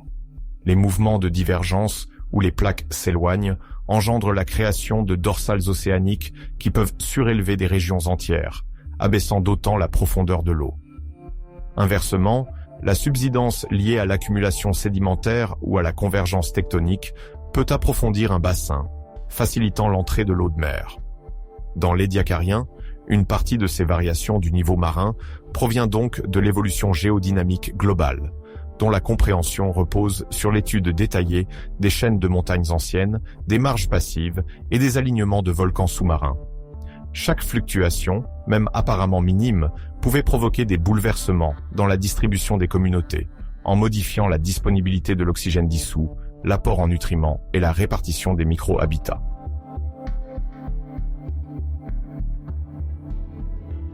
En marge de ces événements géomorphologiques et eustatiques, la chimie des eaux marines de l'Édiacarien revêt une grande importance. Les géologues et les géochimistes étudient aujourd'hui la concentration de divers éléments en traces, notamment le molybdène et le vanadium, pour reconstituer l'histoire de l'oxygénation et de la fertilisation océanique. Le molybdène et le vanadium sont qualifiés de métaux traces parce qu'ils ne constituent qu'une fraction minime de la composition globale de l'eau de mer ou des sédiments. Pourtant, ils remplissent un rôle clé. Le molybdène, par exemple, intervient dans la fixation biologique de l'azote, un nutriment essentiel pour la plupart des formes de vie. Le vanadium, lui, reflète souvent des conditions d'oxydation ou de réduction spécifiques. Ainsi, les géochimistes peuvent, en mesurant les teneurs en molybdène et en vanadium dans des échantillons de roches bien datés, déterminer si les eaux de cette époque manquaient d'oxygène ou, au contraire, en étaient suffisamment pourvues afin de soutenir la vie.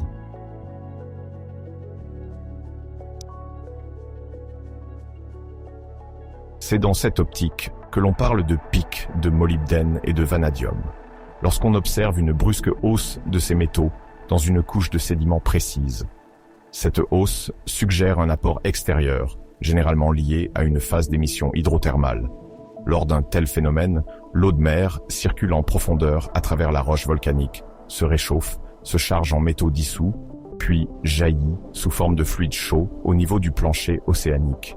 De nombreux édifices sous-marins, parfois appelés fumeurs noirs ou fumeurs blancs, relarguent alors ces éléments dans la colonne d'eau.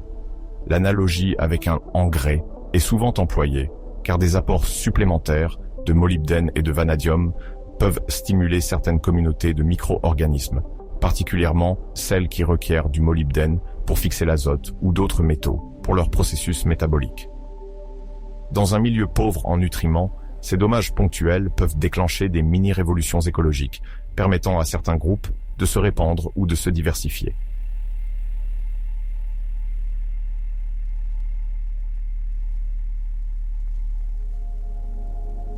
Cependant, un excès d'éléments nutritifs peut aussi se montrer à double tranchant. Lorsque l'environnement reçoit trop de nutriments en peu de temps, la multiplication accélérée des micro-organismes peut conduire à une désoxygénation locale, car ces micro-organismes consomment l'oxygène dissous lors de leur prolifération. Dans les temps modernes, on qualifie ce phénomène d'eutrophisation, lequel s'accompagne souvent de zones dépourvues de vie animale, faute d'oxygène. S'il est délicat de savoir avec précision dans quelle mesure ces épisodes de fertilisation ont été bénéfiques ou néfastes pour la vie de l'Édiacarien, on observe dans certaines régions une coïncidence entre variations chimiques et apparition de nouvelles formes biologiques. Ces corrélations alimentent des recherches visant à déterminer comment les conditions environnementales, et notamment la chimie métallique, ont pu influencer l'émergence d'organismes plus complexes sur la longue route menant vers la faune cambrienne.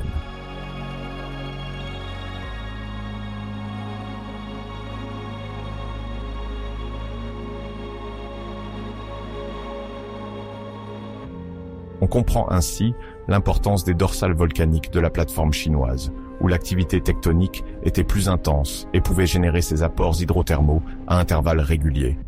Le fond sous-marin, parcouru de failles, laissait remonter des fluides chargés en métaux qui se déposaient ensuite dans les sédiments ou étaient dispersés alentour.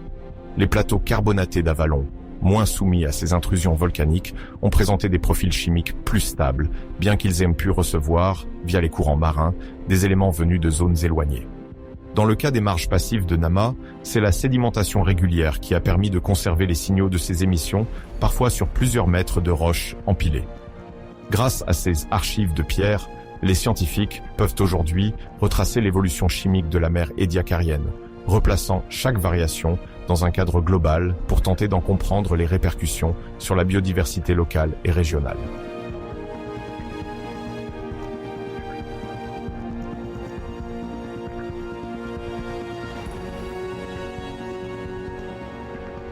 Section 10.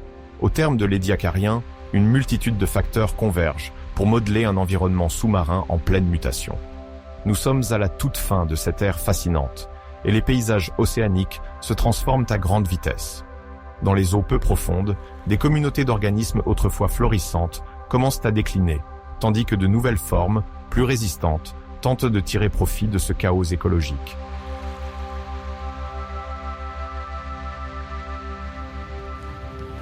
Au cœur de cette étape ultime, la Terre subit ce que l'on appelle des stress multiples. Il s'agit d'une conjonction de facteurs défavorables qui, lorsqu'ils agissent simultanément, fragilisent fortement la biosphère. À la fin de l'édiacarien, plusieurs processus géologiques et chimiques se combinent pour modifier rapidement l'équilibre de l'océan. L'un de ces processus fondamentaux est la fluctuation du niveau marin. En termes simples, le niveau de la mer n'est pas fixe. Il peut monter ou descendre selon divers mécanismes, comme la fonte et l'extension des calottes glaciaires ou les variations de la température globale. À cette époque, le climat n'est pas resté stable, et l'on suppose que des changements importants de température ont pu accélérer la fonte de certaines masses glaciaires dans les régions polaires de l'époque. Lorsque le niveau de la mer monte, les zones côtières sont inondées, ce qui modifie les habitats près du rivage. Lorsqu'il descend, certaines aires autrefois marines deviennent terrestres ou lagunaires. Pour des organismes qui dépendent étroitement de conditions stationnaires d'oxygène, de salinité ou de nutriments, de telles variations peuvent être dévastatrices.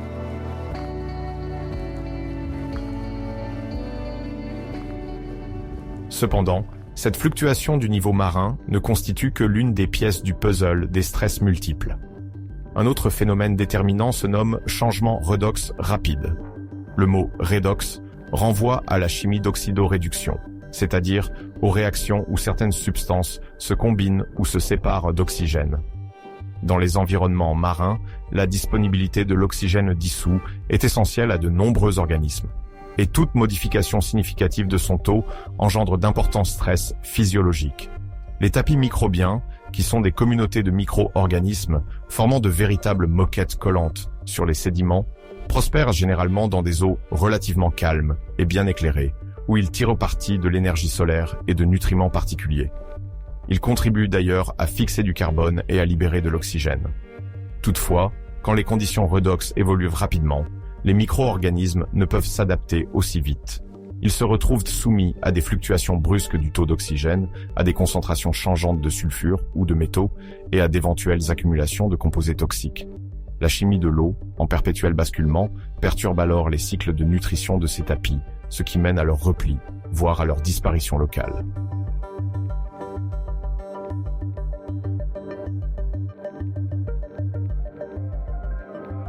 Cet enchaînement d'événements déclenche donc un déclin progressif des tapis microbiens.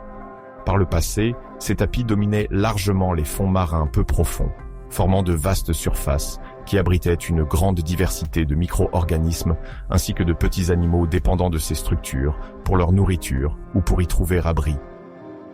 À ce stade avancé de l'édiacarien, les tapis subissent de plein fouet la montée des eaux, puis le recul subséquent, et doivent faire face à des eaux de moins en moins propices à une croissance stable.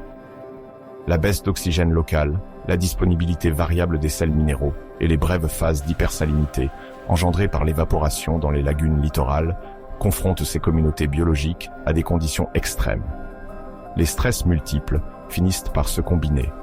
La mobilité accrue des sédiments, la compétition pour les rares substrats restants et l'instabilité des paramètres chimiques fragilisent l'équilibre jusque-là entretenu par ces tapis microbiens.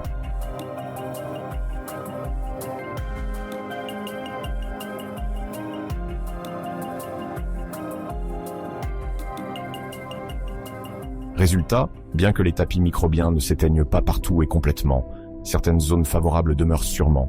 On observe à l'échelle mondiale une décroissance prononcée de leur étendue et de leur importance dans les écosystèmes. Pour les espèces qui colonisent ou exploitent directement ces tapis, cette réduction de l'habitat constitue un sérieux revers. En effet, beaucoup d'organismes filtrent ou absorbent directement les nutriments piégés dans les cols microbiennes, tandis que d'autres s'y abritent pour échapper aux courants et aux prédateurs. Sans ces tapis, l'environnement marin devient plus vulnérable à l'érosion et la stérilité s'installe par endroits, ouvrant ainsi la voie à de nouvelles stratégies d'adaptation.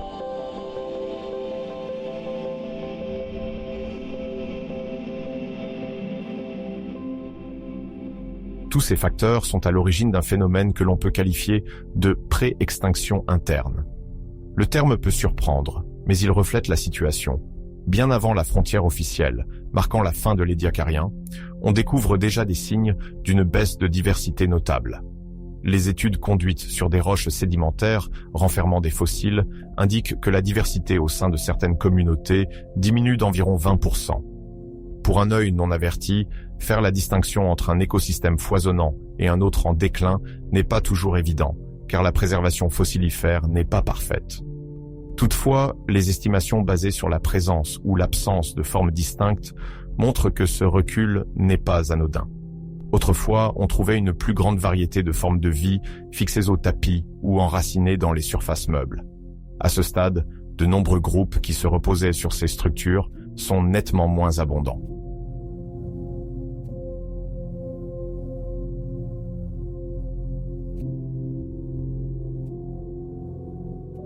Lorsque nous parlons de formes tapis fixées, nous désignons des organismes attachés à ces couches microbiennes ou profondément ancrés dans la vase, dont les tapis fournissaient un cadre nutritif. Ces organismes passifs, dépourvus de grande mobilité, devaient compter sur l'environnement direct pour leur approvisionnement en matières organiques, en oxygène et en nutriments. La dégradation des conditions redox et les changements brusques du niveau de la mer les menacent donc en priorité.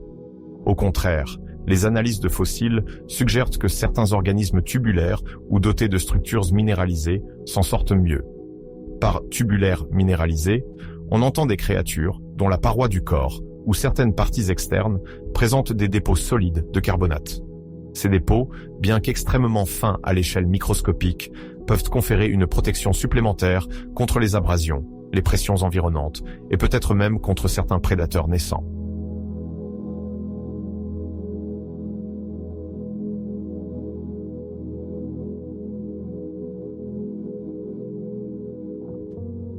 Pendant l'Édiacarien, la pression sélective commence déjà à s'intensifier.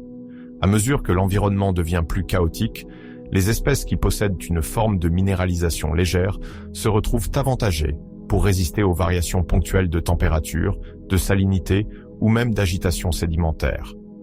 Dans certaines coupes stratigraphiques, c'est-à-dire des tranches de roches exposant l'ordre dans lequel les sédiments se sont déposés, on observe la persistance de ces tubulaires minéralisés, alors que des formes plus molles disparaissent.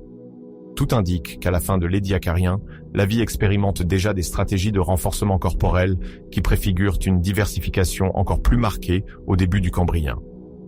Pour l'instant, toutefois, il ne s'agit que de prémices. Ces formes minéralisées ne dominent pas encore tous les écosystèmes, mais elles témoignent d'une résilience particulière dans des milieux marqués par la volatilité chimique et climatique.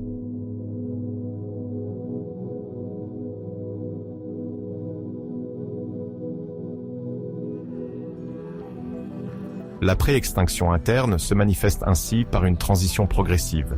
De nombreux organismes tapis fixés, incapables de réagir aux bouleversements rapides du milieu, voient leur population chuter. En revanche, quelques lointains précurseurs de futures lignées à squelettes compacts débutent leur ascension lente et discrète. Les chercheurs estiment qu'à ce stade, cette réduction de diversité n'est pas un simple événement local, mais un phénomène global, ou du moins répandu dans de nombreux bassins marins de l'époque. Les calculs reposent sur des relevés fossiles réalisés dans différents gisements autour du globe, parfois très éloignés géographiquement, comme en Namibie, en Russie ou en Australie. Le recoupement de ces données porte à croire que la baisse de diversité de 20% constitue une moyenne approximative et qu'il existe des régions plus ou moins touchées. La conjonction des fluctuations rapides du niveau de la mer, des changements chimiques de l'eau et d'autres perturbations environnementales contribue donc à créer une situation critique où l'on pressent déjà la fin imminente de l'Édiacarien.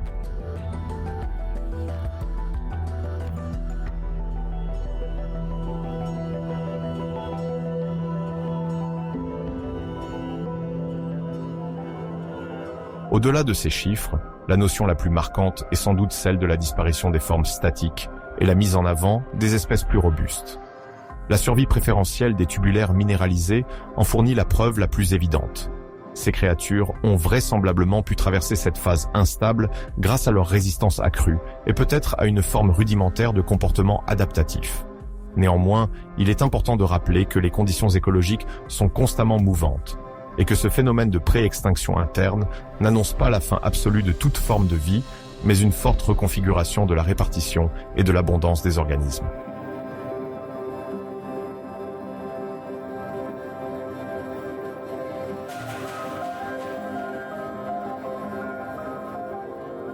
Simultanément à cette érosion progressive des populations tapis-fixées, on constate des indices révélateurs suggérant un attrait nouveau pour la mobilité. La période allant jusqu'à 538 millions d'années est riche en découvertes de pistes fossiles qui témoignent de déplacements horizontaux à la surface des sédiments. Dans ce contexte, les chercheurs évoquent volontiers l'idée d'une sélection pour la mobilité accrue. Pour bien comprendre, il faut se souvenir de la différence entre un organisme sessile et un organisme capable de bouger. Un être sessile reste attaché à son substrat la majorité de son existence, qu'il s'agisse d'une roche, d'un tapis microbien ou d'un fragment de sédiment. Un animal mobile, au contraire, peut ramper, nager ou se déplacer à l'aide de structures diverses pour fuir un danger, rechercher de la nourriture ou coloniser un nouvel espace.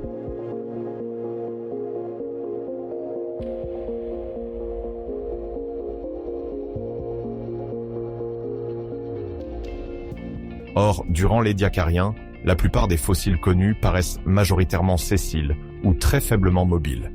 Ce relatif immobilisme fonctionne bien tant que les ressources sont abondantes et que le milieu demeure stable. Toutefois, à partir du moment où les paramètres environnementaux se mettent à fluctuer souvent et intensément, être capable de s'éloigner d'une zone hostile devient un atout décisif. En effet, si l'oxygène manque ou si la salinité devient trop forte dans un secteur, l'organisme qui ne peut pas se déplacer y subit de plein fouet ces conditions défavorables. En revanche, un être vivant doté d'une mobilité suffisante pour trouver un micro-habitat plus clément, même à quelques mètres de distance, gagnera de meilleures chances de survie.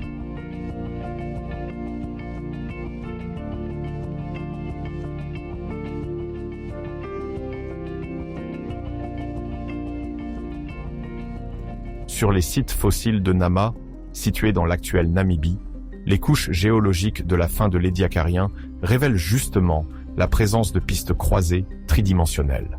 Ces pistes témoignent d'un déplacement actif dans divers sens, parfois superposés en plusieurs strates, ce qui suggère que ces animaux ont pu creuser légèrement le sédiment ou ramper sur différents niveaux. Les paléontologues étudient ces pistes en observant attentivement la forme, la profondeur, la largeur et l'orientation des traces pour en tirer des informations sur l'allure de l'organisme et son mode de locomotion. Il apparaît que certains individus peuvent changer de direction, contourner de petits obstacles et suivre des trajectoires sinueuses à la recherche de nourriture ou pour échapper à une zone aux conditions défavorables. Cette capacité d'adaptation révèle qu'ils possédaient des rudiments de systèmes sensoriels leur permettant de détecter des variations chimiques ou physiques dans leur environnement immédiat.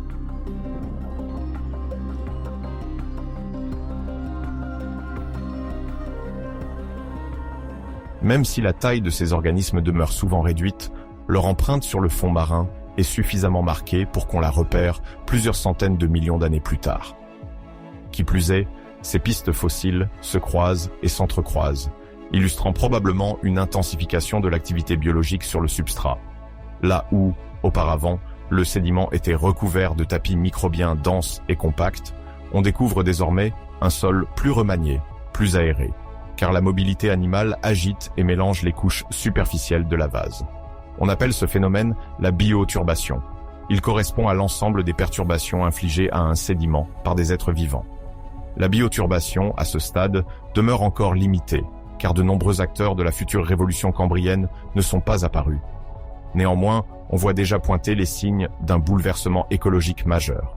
Les organismes capables de bouger peuvent se nourrir sur les tapis restants, élargir leur espace de vie et, par leur simple activité, remodeler le micro-environnement autour d'eux.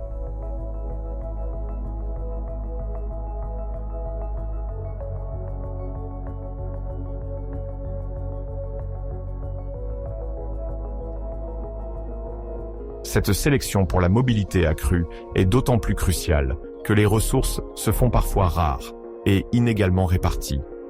Les tapis microbiens en déclin ne forment plus cette vaste nappe continue de nourriture potentielle et de supports stables.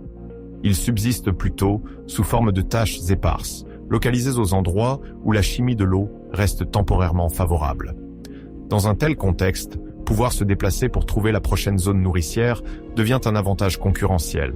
Par conséquent, les lignées qui manifestent un embryon de musculature, ou, du moins, un dispositif de locomotion efficace, ont plus de chances de proliférer. Progressivement, cette dynamique modifie la composition globale des écosystèmes marins et lie étroitement la survie à une capacité de mouvement.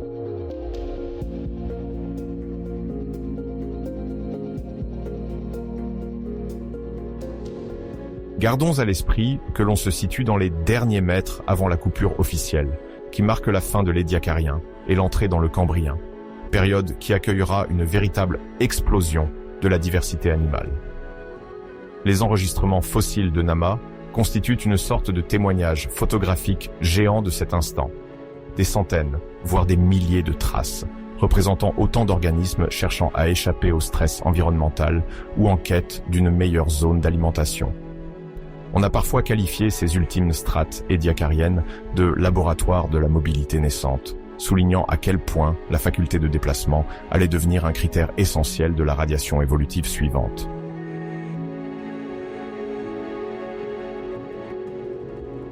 Il n'est d'ailleurs pas exclu qu'une forme de prédation ait commencé à se développer. La présence de certains indices de perforation dans de fines coquilles carbonatées laisse supposer que des organismes étaient déjà capables d'attaquer d'autres espèces pour s'en nourrir. Si tel est le cas, alors la mobilité accrue remplit un double rôle. Elle permet aux animaux mobiles de fuir les poches d'eau appauvries en oxygène et aussi de s'éloigner des prédateurs potentiels. Bien sûr, ces premières interactions prédatrices ne ressemblent pas encore à celles qui façonneront l'ère cambrienne, où la compétition deviendra féroce et les innovations défensives beaucoup plus complexes, mais elles annoncent la suite de l'histoire évolutive. À partir de ce point critique, la Terre ne sera plus jamais la même, puisque la mobilité, la prédation et la diversification rapide vont imposer des schémas écologiques d'une complexité croissante, façonnant à long terme une partie de la richesse des écosystèmes dont nous sommes aujourd'hui les héritiers.